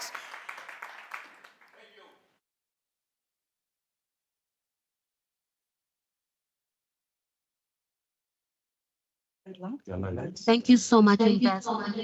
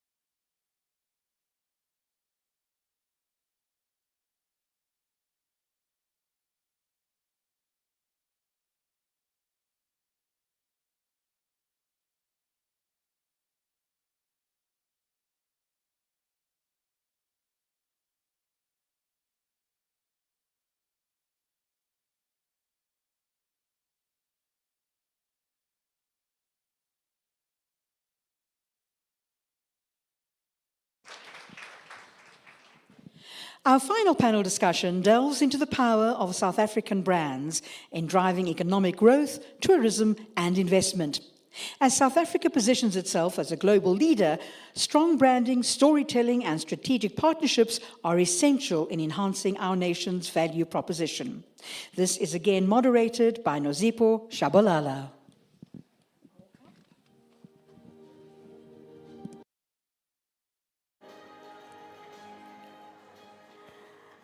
I have been on many stages around the world, and I have never thought that I can get up on a stage and say, Sister Bettina, and it actually be correct and appropriate in the moment. Allow me just to say to the Brand South Africa team, can we give them a big round of applause? That was excellent. I don't think that people in the room, people who are not in the room, are even going to believe me that I got up on stage and I said, Sister Bettina, and it got a round of applause. Now, ladies and gentlemen, using that moment using that ad to tap into the energy of the conversation, of the voice of South Africa, of the narrative we get to take to the world. It's my absolute pleasure now to welcome my panelists who are going to speak to the question of what does it look like to leverage South African brands and strengths and to truly harness our value proposition. Please help me welcome to the stage Madame Thembisile Sihloho, the CMO for South African tourism. Let's give her a round of applause. There she is. Let's give her a round of applause. Thank you so very much. She's also joined by Madame Sithembile Ntombela, the GM looking after marketing at Brand South Africa. Let's give her a round of applause. Madame Shani K, I saw you earlier. Let's give her a round of applause. She's from Regency Global, and we'll find out a little bit more about what they do. But let's give her some energy as she comes up onto stage. Thank you very much. And the only gentleman on the panel, Mr. Rali Mapuili, who is an entrepreneur in real estate. Let's give him a round of applause. Thank you very much, sir, for being here. So welcome to all of you. Thank you so much for being here. This conversation is going to be rather simple. If one just pauses to tap again into the energy of that beautiful ad that is so uniquely South African, that tells the story of who we are in so many different dimensions, what I want to do here is open up the opportunity to really land the call to action to get others involved, to get other brands into the room, other brands as excited and energized to tell the story of South Africa in the world. And in addition to that, to get a sense of how you've been doing it from your perspective and what you'd like to see more of. Maybe, Thembile, let me start off with you. From Brand South Africa, if you look at that ad, what is this moment a representation of for you? What is the key message that you would like to land to those who are custodians of brands, who might be watching that ad, being moved, but not yet in the arena? Besides Shisa Nyama, Shisa Koko, Shisa everything, really South Africa has emerged as a country that continues to forge ahead, breaking new grounds, providing, inspiring new ways in multiple sectors, and that permeates in strong reasons to believe. So one thing that is quite good about us and so special is that we don't only have cocoa or gas, but we have a basket because of our diversified economy. So my message is that why don't you believe in your own country, rally behind a country that has future growth potential, not only because Brand South Africa says so, because numbers speak to that notion. The recent soft power index actually shows that influence, familiarity has grown. As DM said, the construct of the value of this brand is largely dependent on 87% from private sector and 13% from, from government entities like Brand SA. So why not collaborate? There's the value proposition right there.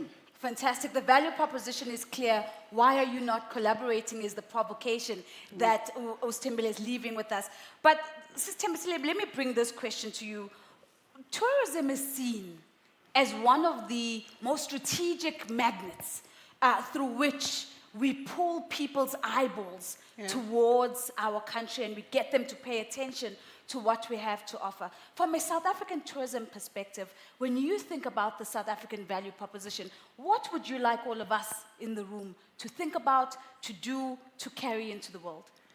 I think I'm going to start by educating everybody about what our strategy is. So, the South African tourism strategy is really selling the exceptional nature of South Africa through our people, our places, and our ways, which people are at the center of that triangle. So, if you look at something like G20, it can only happen because of the tourism sector. So, integral to what we do is that we bring, we've got a target of bringing 15 million tourists into the country by 2030. But the tourists, when they come to the country, one, we change our economic narrative. Two, we actually grow business. So I think it's such a natural fit. Without the tourists, the Holiday Inn and the Madube Spa and all of those economies within the ecosystem of tourism are not going to function without actually driving tourism. So, and also if you, like we work closely with Brand South Africa, obviously, because we're all driving a country brand. But, you know, tourism, when we looked at the trends right now, so the key thing, and it was interesting what the chairperson was talking about, one of the key trends that are coming up, which in my strategy is quite highlighted, is people are traveling to experience culture, and culture is people. Yeah. So when you see an ad like that, you start to understand that as South Africa, and the one thing about South Africans, and it shows in research, we are very shy of what we own and what we have. So we've done studies where you show Amapiano, people are taking it and they're making it their own outside of South Africa. So we have to wait, like this notion of waiting for the world to validate us. We have to stand up here and say, Sister Bettina, because people are interested in our culture, not their culture. We are very outwardly looking. We never actually truly appreciate who we are and what we are, and we don't want to package that and sell it to the world. So one of the key strategies that sits with me now is how do you package South African culture? The richness of the culture. When you come to South Africa, you've got 9 provinces, you've got 9 different languages.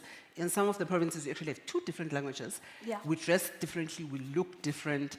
So if you're going to come to South Africa as a tourist, you're not one-dimensional coming to, sorry if I'm picking on a country, you're not just coming to China just to see one dimension of people. You are coming to South Africa to experience AmaZulu, AmaXhosa, AmaNdebele, AmaTsonga, AmaVenda. Like, it's just such a diverse melting pot of culture. And what we're trying to sell now is that, like, South Africa is not Cape Town and Durban and Gauteng. Yeah. South Africa is 9 beautiful provinces.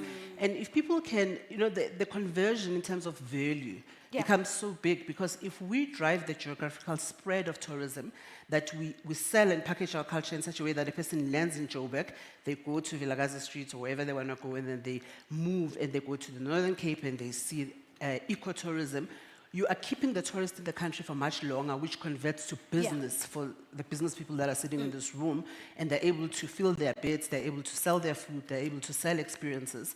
So I think that is, like tourism is such an unlocker of people experiencing the country and also changing narratives about our country. Yes. Because once people, which is why I'm really involved in G20, because I think when people land here, they realize that we are a world-class country. We literally live in the most beautiful country in the world. So, and you can only sometimes experience that once you land here. So things like G20 help us to navigate and get people here. And once they're here, we make sure that they come back. Sure, I absolutely love that. Such a direct link to the unlocking of economies, this invitation to think about one of our biggest selling points, how we package our culture and how we change narratives as well. But let me ask this follow-up question. What could we do differently as South Africans to further support and amplify the work that you're doing? If I'm listening to you and I'm like, oh, okay, as a South African, that means I've got there's a place for me in your strategy. Yeah. What is it that you'd like to see ordinary South Africans like the rest of us in the room doing?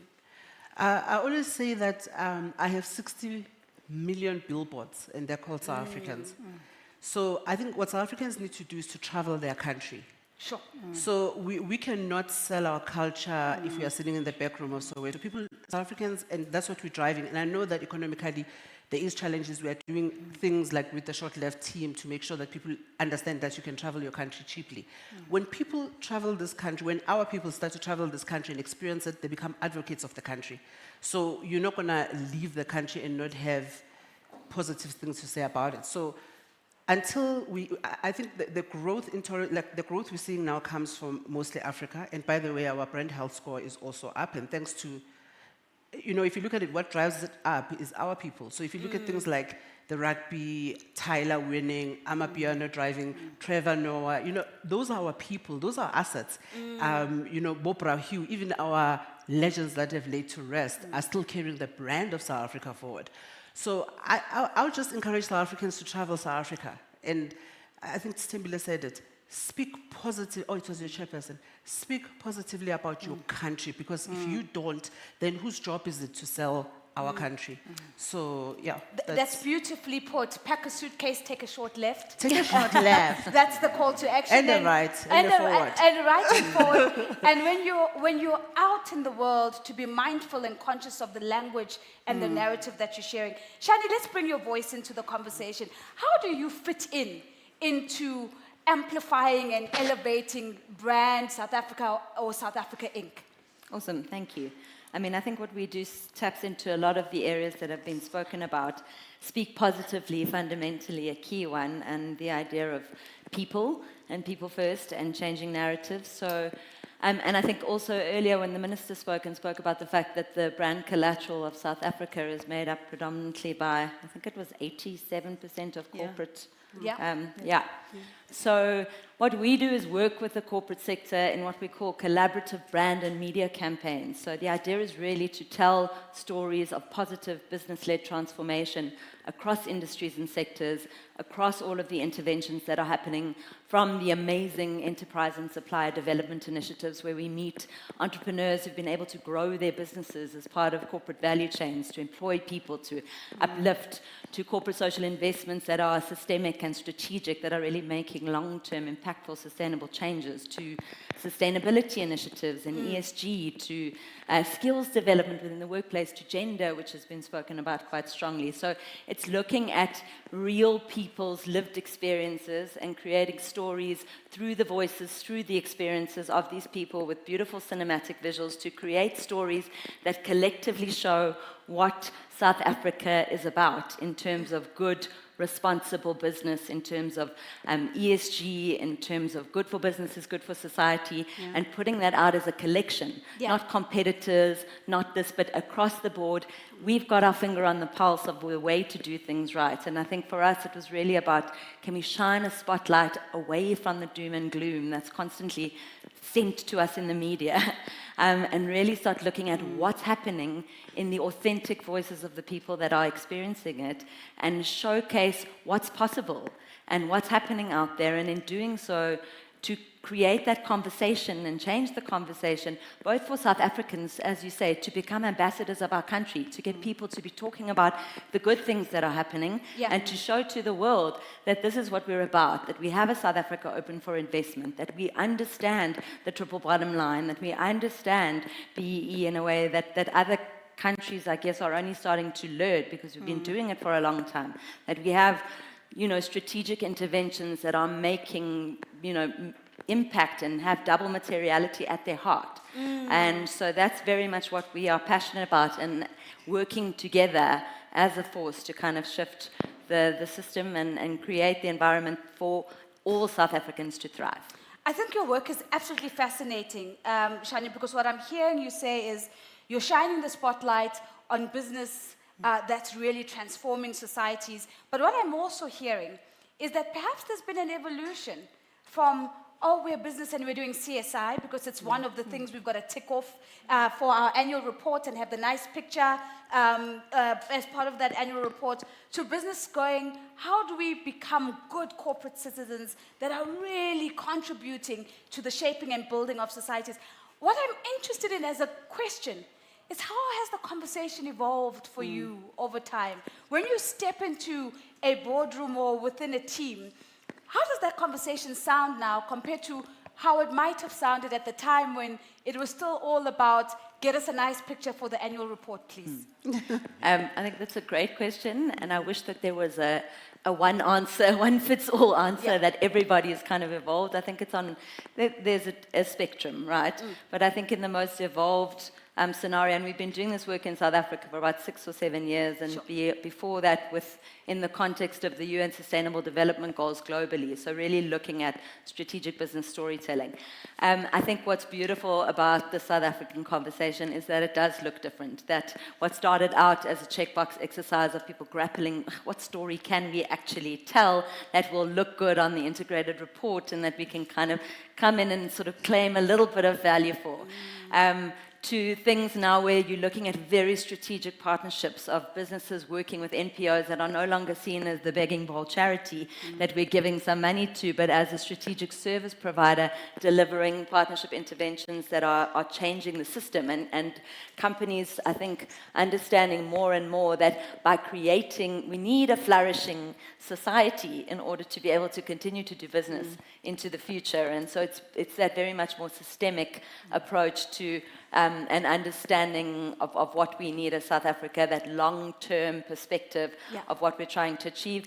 We're not, of course, there yet. There's many things. There's stakeholder, there's shareholder supremacy that constantly reigns, and I think it's a constant battle for companies to kind of get that balance. But I think more and more we're seeing that impact is needing to be accounted for, that we're moving into reporting standards that require, all the other capitals to be addressed. And so, I think there was some talk earlier about regulatory compliance and the need for regulation, and we, do need a stick or a carrot? And I do think it's both. And I think that South Africa, we've got a lot of lessons to teach the world because we've been doing this for a long time. We've cut our teeth, and we're doing it really well in many instances now. So I think for me, looking at what's happening in the corporate sector now is heartwarming in terms of that. And I always say, speaking to your point of South Africa and spreading far and wide, I love the fact that I get, as a filmmaker, to go into people's spaces in places that I would never be able to go to otherwise, to meet real people and to kind of, be inspired by the fact that they've had challenges, they've been able to overcome these challenges, they've done this as being part of these corporate value chains. And so I start to care about these people, and in doing so, you start to care about the brands that have helped them along the way. And I think that that's a beautiful thing that I'm able to do and what I want to share with everybody, because it is inspiring, and we've got so many inspiring stories to tell. So we've got to get them out there. You know what I love about, this evolution that you talk about is, if I was a corporate, I would be feeling left out. The FOMO would be so real that we're not part of this beautiful storytelling of what business can do in South Africa. And that brings me then, Raleigh, to you, because real estate is potentially one of the ways in which business really, and I hate to use this phrase, really puts its money where its mouth is. The investing in physical, tangible assets in the country is one of the ways in which we really show that we want to be a part of the story of a growing South Africa and a prosperous South Africa. If you look at your industry, what excites you the most about how the South African story is surfacing and how it's being told? No, thank you very much. I think we are in the business of accelerating delivery of affordable housing in South Africa. While we are doing that, we are also dealing with the gap of digital connectivity. So we think business has an opportunity to be able to be impactful while they are also in a position to be able to make a difference, and and obviously shareholders still achieving what they want to achieve.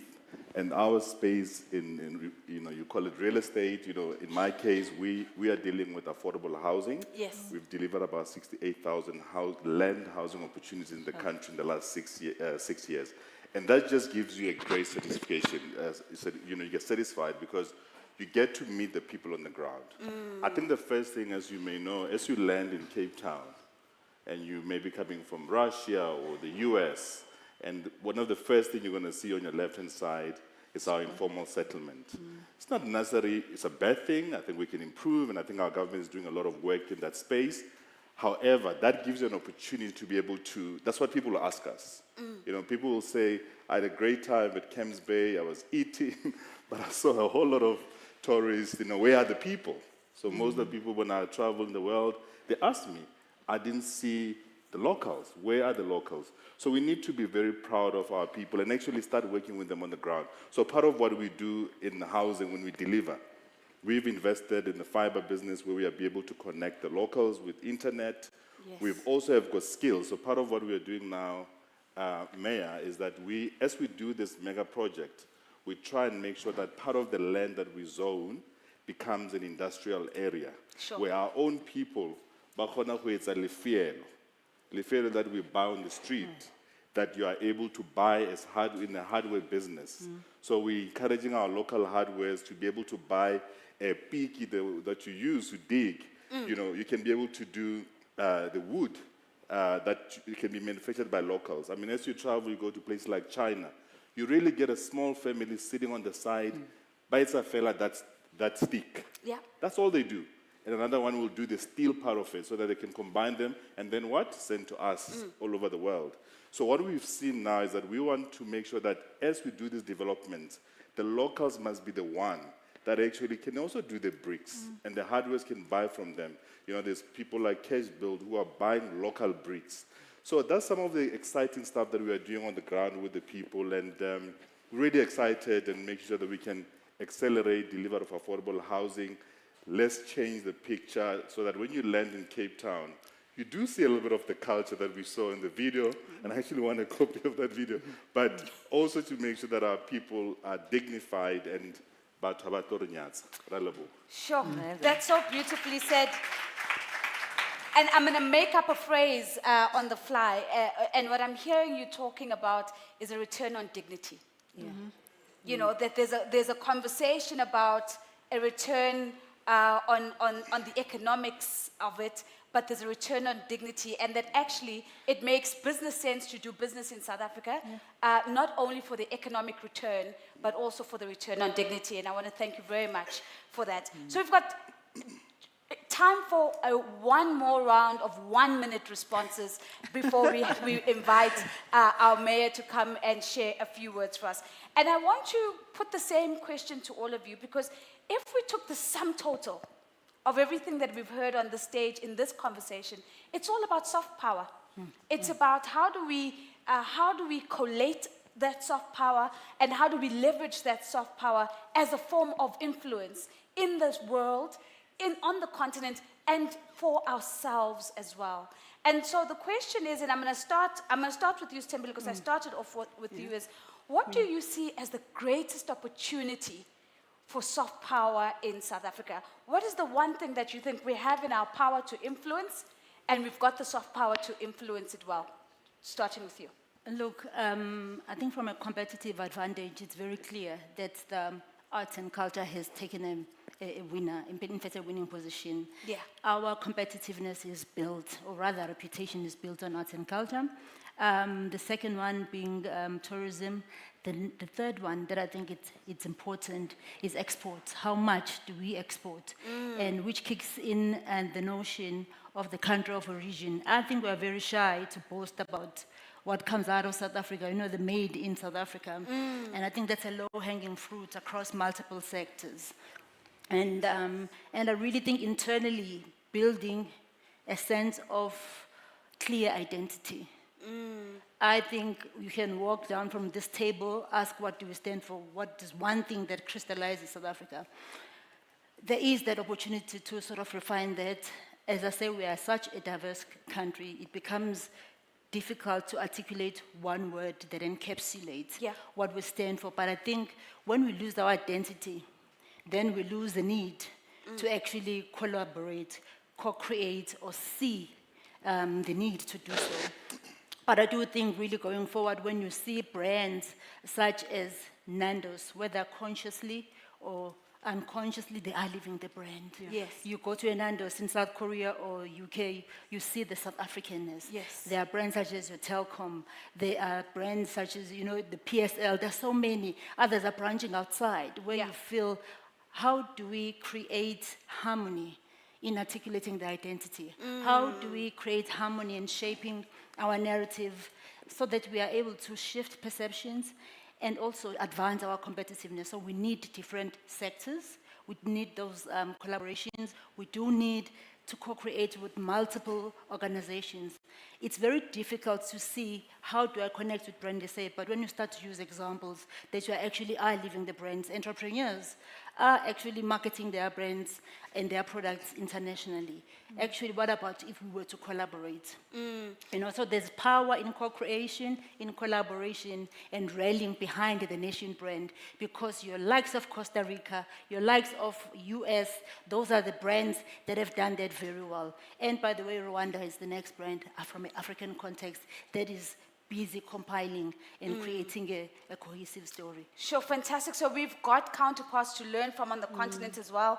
The emphasis is how do we get harmony around that shared identity. And as you're speaking, I'm just thinking about my weekend. I celebrated a birthday in Zanzibar, and one of the first things that almost every single person who was selling me something or trying to sell me something looked at me and said, Mandela.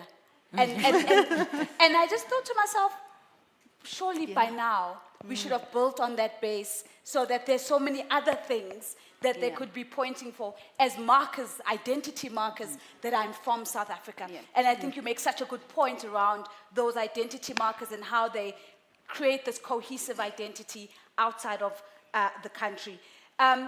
If I come to you, which is your own final comment, Thembisile, on if we could truly leverage our soft power, what's the one thing you think we could really change and influence as South Africans?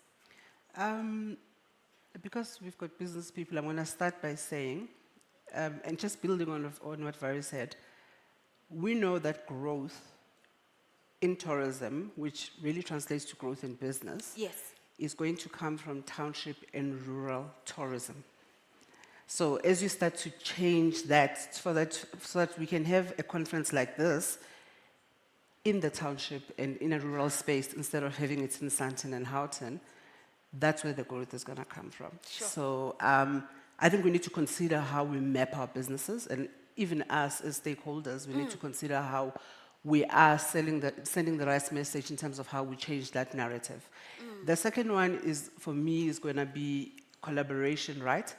I want us to unmute ourselves as South Africans. And, you know, the South African story is not a South African story by itself.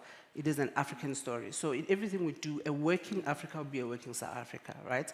So when I say unmute ourselves through collaboration, we as a tourism sector, we are collaborating with film quite strategically, because we've got an issue of, if we don't preserve our stories and tell them for ourselves, we'll have no assets to sell this country going forward. So who we are is quite critical, and unmute who you are and partner and collaborate properly with the film industry to package and preserve our stories, because then we won't sit here and say, what is it that we should be saying about ourselves? And I'm going to close by saying, you know, it's a passionate point for me, because I think that's how the destination brand is going to move forward for us. I'm going to quote Brahu, and he said, when Africans stop celebrating their animals more than their people, they will start to see the growth that they are requiring. So our people are the greatest asset that we have, and we have to zoom in, partner with our people. Let's not let Amatlatin Lamaotela Queens be known all over the world, but in our own country. Use our people asset to drive our destination brand messaging. And that's who we are. I love that. Unmute yourself. That's so beautifully said. Let's give her a round of applause. Thank you so very much. I really, really thought that was so beautifully said. The ability to really just tap into the voice of who we are as South Africans. Shani, let's bring your voice in here. Soft power is what we have at our disposal. It's the resource that we're passing around in this conversation. If you could influence one thing that would really amplify the South African story to South Africans and to the world and on the continent, what would that be?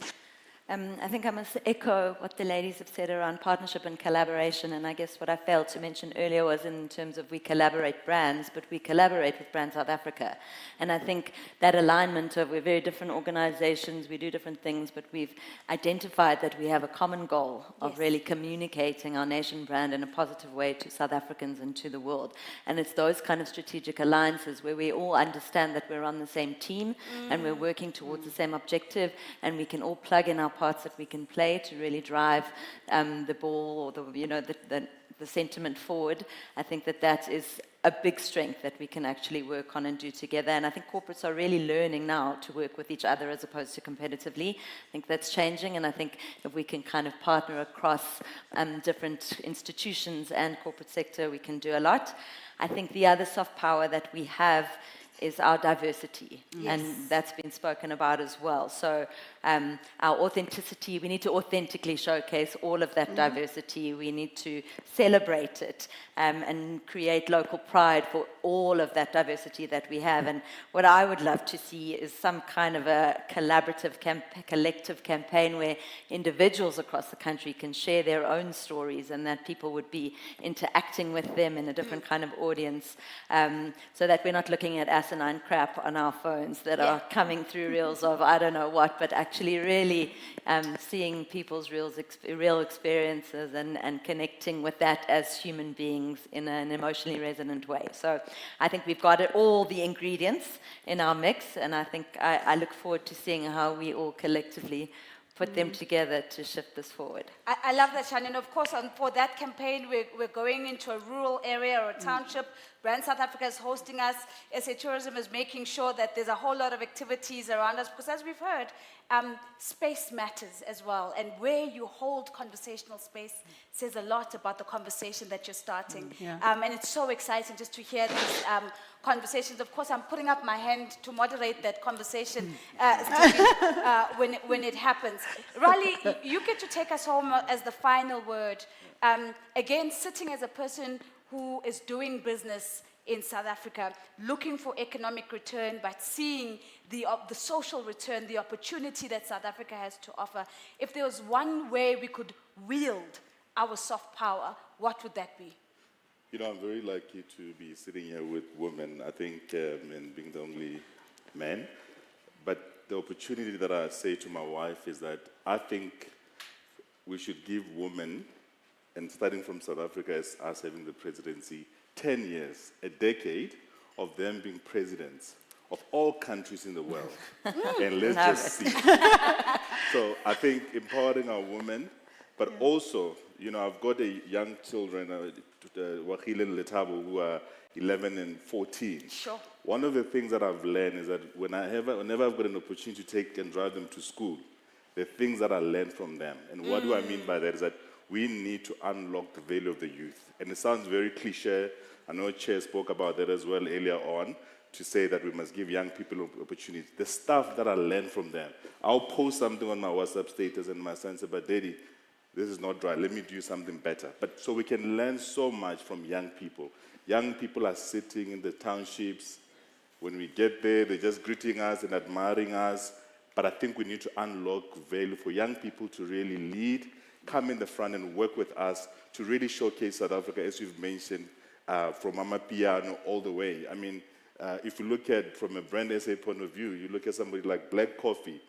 You know, I'm not sure if he's still young, but, you know, he's a brand South Africa. But one of the things that he's done is that if you look at one of the big brands, Rolls-Royce, they've built a special car for him. And that just shows you how you can unlock the youth to be able to showcase what we can do in this country. So I'm saying, let's unlock the value for women and unlock value for women and shine the continent and the country alike. That is absolutely excellent. A big round of applause. Thank you very much, ladies and gentlemen. Just as we close, and I'm going to break the rules a little bit to my technical team. Please forgive me because I'm going to call up our next speaker. He's going to come immediately after this. I'm going to ask for one thing. This is the last panel discussion, and I often measure the success of a conversation by the energy we leave in the room. I heard 3 people clapping for my panelists now. And I just cannot walk off the stage with that as the return that we're leaving. So I'm going to start on this side of the room, and I'm going to ask for a massive round of applause, and we're going to crescendo it all the way to this way. Let's get a round of applause, please, ladies and gentlemen, for the panelists. Thank you very much. Thank you very much. Thank you very much. You were excellent. Thank you very much. Now, ladies and gentlemen, as my panelists make their way off stage and my technical team bring me the podium onto the stage, it is my absolute pleasure to thank you for having me, but also to hand over to His Worship, the Mayor of Johannesburg, Mayor Dada Morero, to please come and share a few words with us. Can we give him a warm round of applause?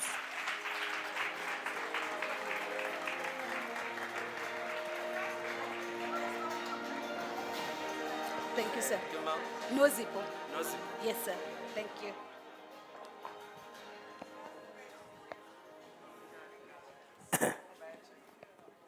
you. Good afternoon. Yeah. Dumela.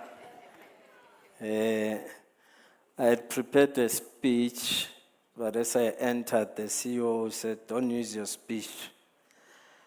speak to what are the issues in Johannesburg, because the audience wants to understand where are we and what are we doing in the city. Is that what you said, CEO? So thanks for this opportunity to come and speak to you.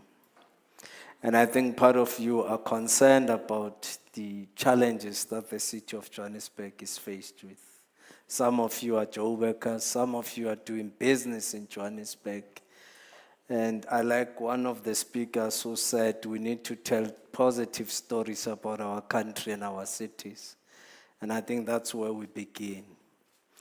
Now, where would I start? We took a decision or a view that we are going to reclaim the inner city of Johannesburg and what that entails.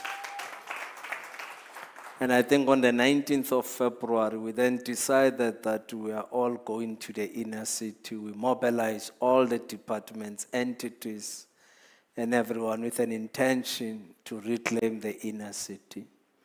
Precisely because we accepted that our work will be judged based on our performance in the inner city. Are we able to change the inner city or not? There is value. There's property owners who have invested in the inner city. So there's value in some of the properties that are in the inner city. So we have taken that decision and we are hard at it. We have mobilized national departments, Home Affairs, the SAPS, to also help us in the program of reclaiming the inner city. It's not an easy task, by the way, especially with some of the media in South Africa. But it's okay. We soldier on.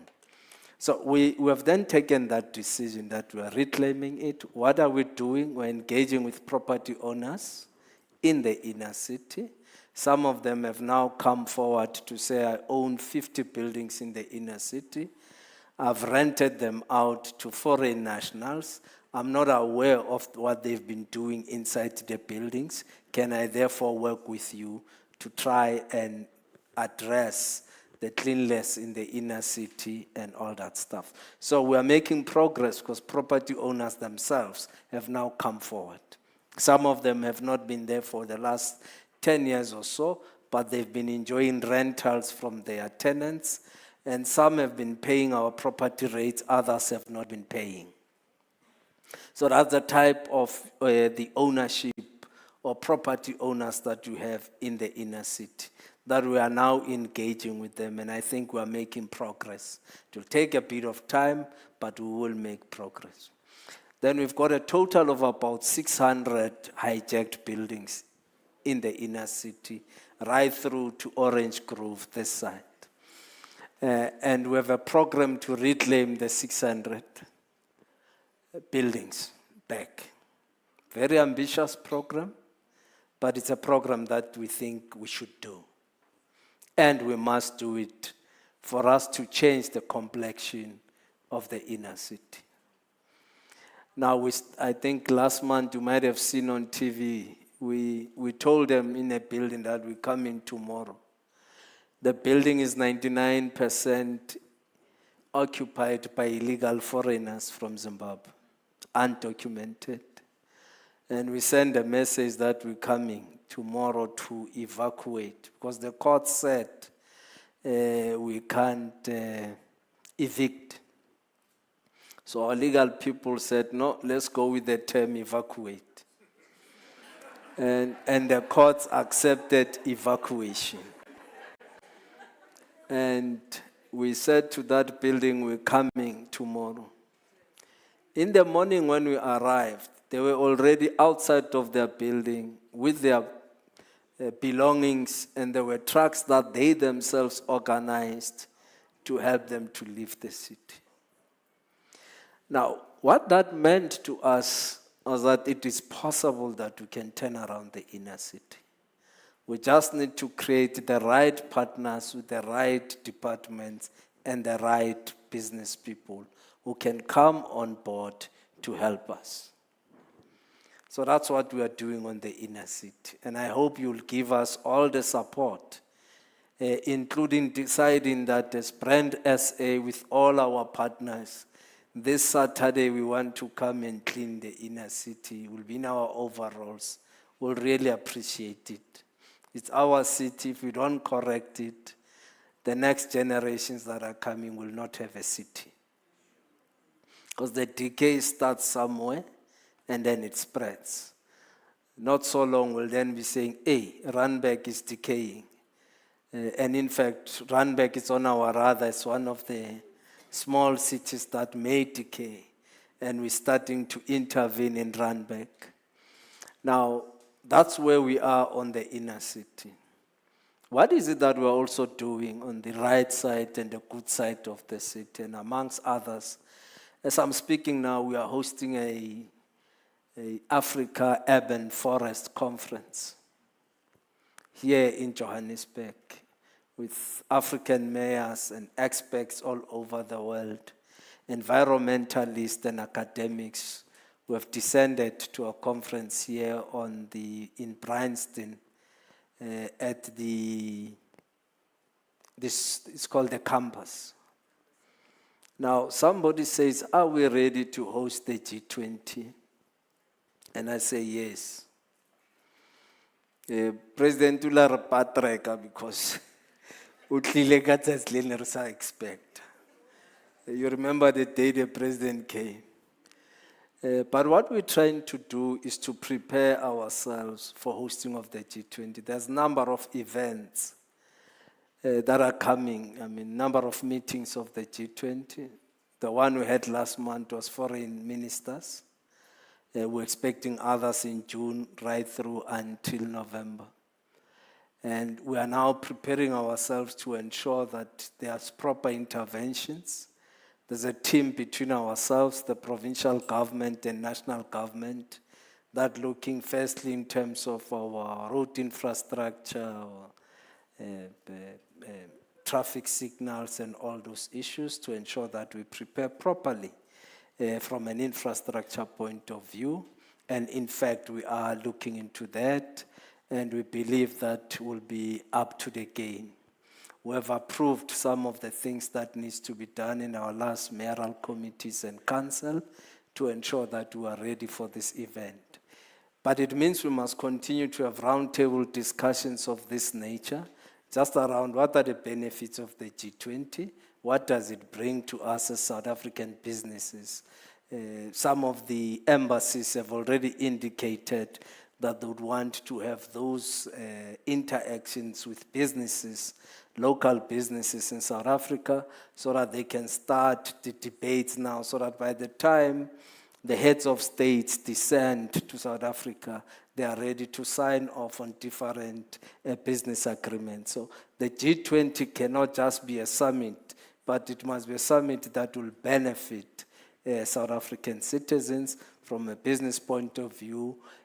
We must then engage with them from now. So that's what we are preparing as the City of Johannesburg to engage with businesses and create this type of platforms and bring the embassies and consular generals to engage with different business entities.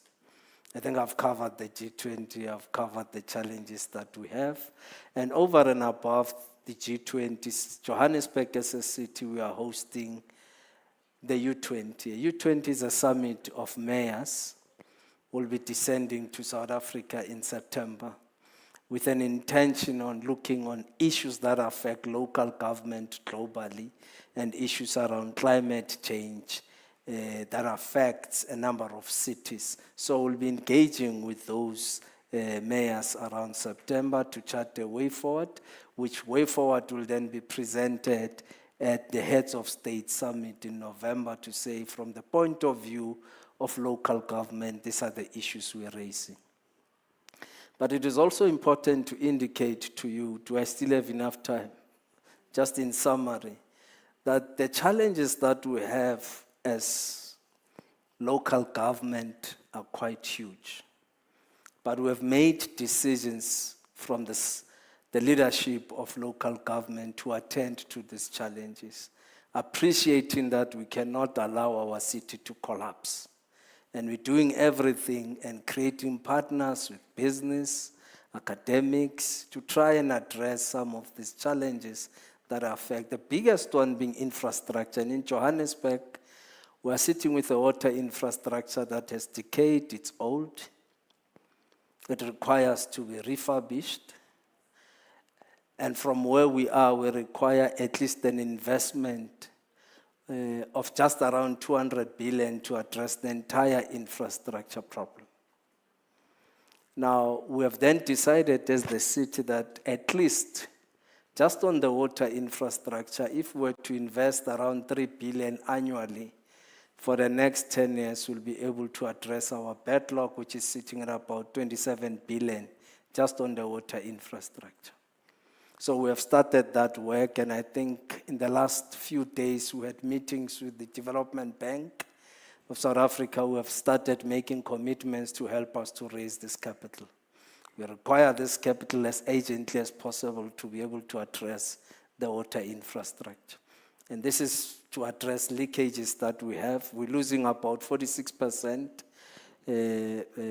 of our water, so it's around 46%, and basically means from our bulk purchases, we're losing around 4.5 billion.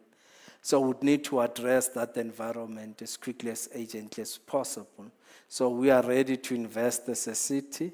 We're currently investing around 1.3 billion annually, so we require to at least get to 3 billion, and that's what we're trying to do. And I thought I should share these issues with you on what we're trying to do. We're doing very well in terms of human settlements. We've got at least 3 mega projects that we're implementing in the city with an intention to house our people. So we are doing something, but we think we can use the inner city properties and buildings to move much faster in housing our people, because we do have buildings that we think we can give away to business and the private sector to then focus in changing them into commercial spaces or human settlement spaces. So that's where we are, and we appreciate the platform given by the CEO and the chairperson that we should come and share some thoughts with you as Joburgers, but also encourage you to come and partner with the city so that we can grow our city and ensure that we protect and reclaim the city of Johannesburg. Thank you very much.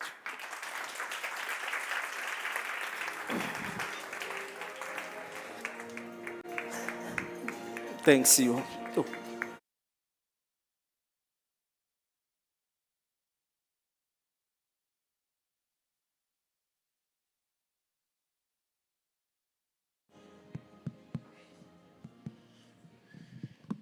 Right, I'll just call upon the chairperson of the board to just say a few words before we close the session this afternoon. Chair.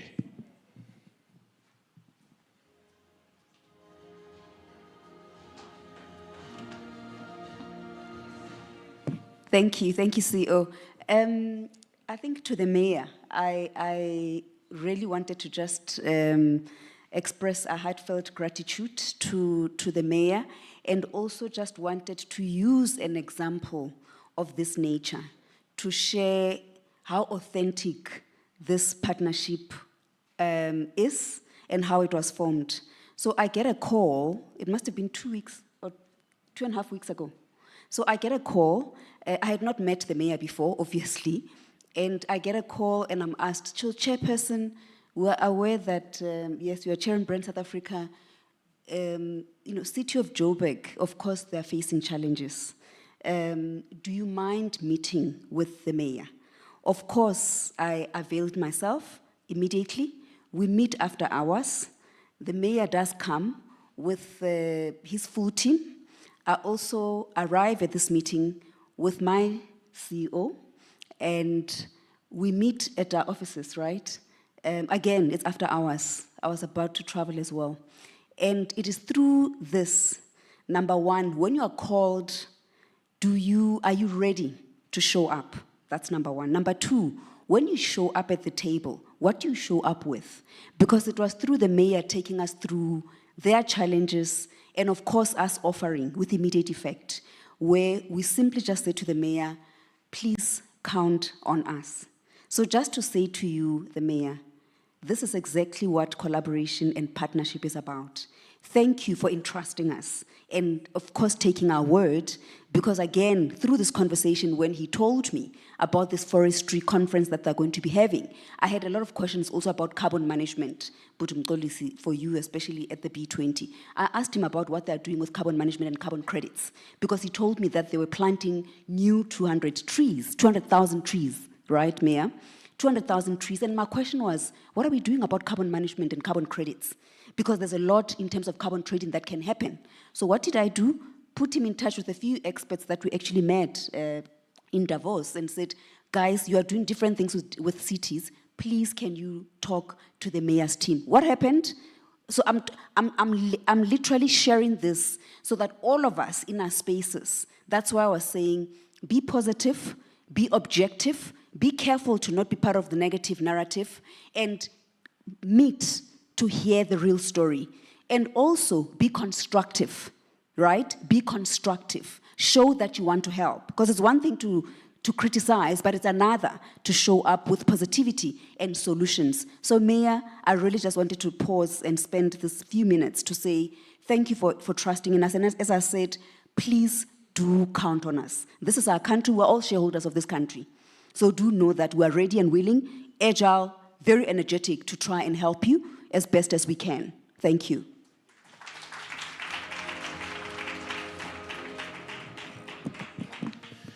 Right, ladies and gentlemen, this brings us to the close of our program before we go into the cocktail. But I would like to thank His Worship the Mayor for being here with us this afternoon.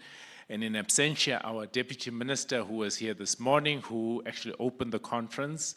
I know he did say to me that he would also log in online.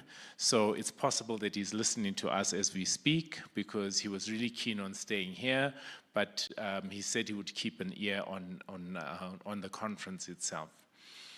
I would like to thank the board, led by our chairperson, the deputy chair, and the trustees who are here for being here from start to finish. You know, we know you're busy. You're not waiting for us to ask you to spend a day with us, and what you've done for us as a management team is really appreciated.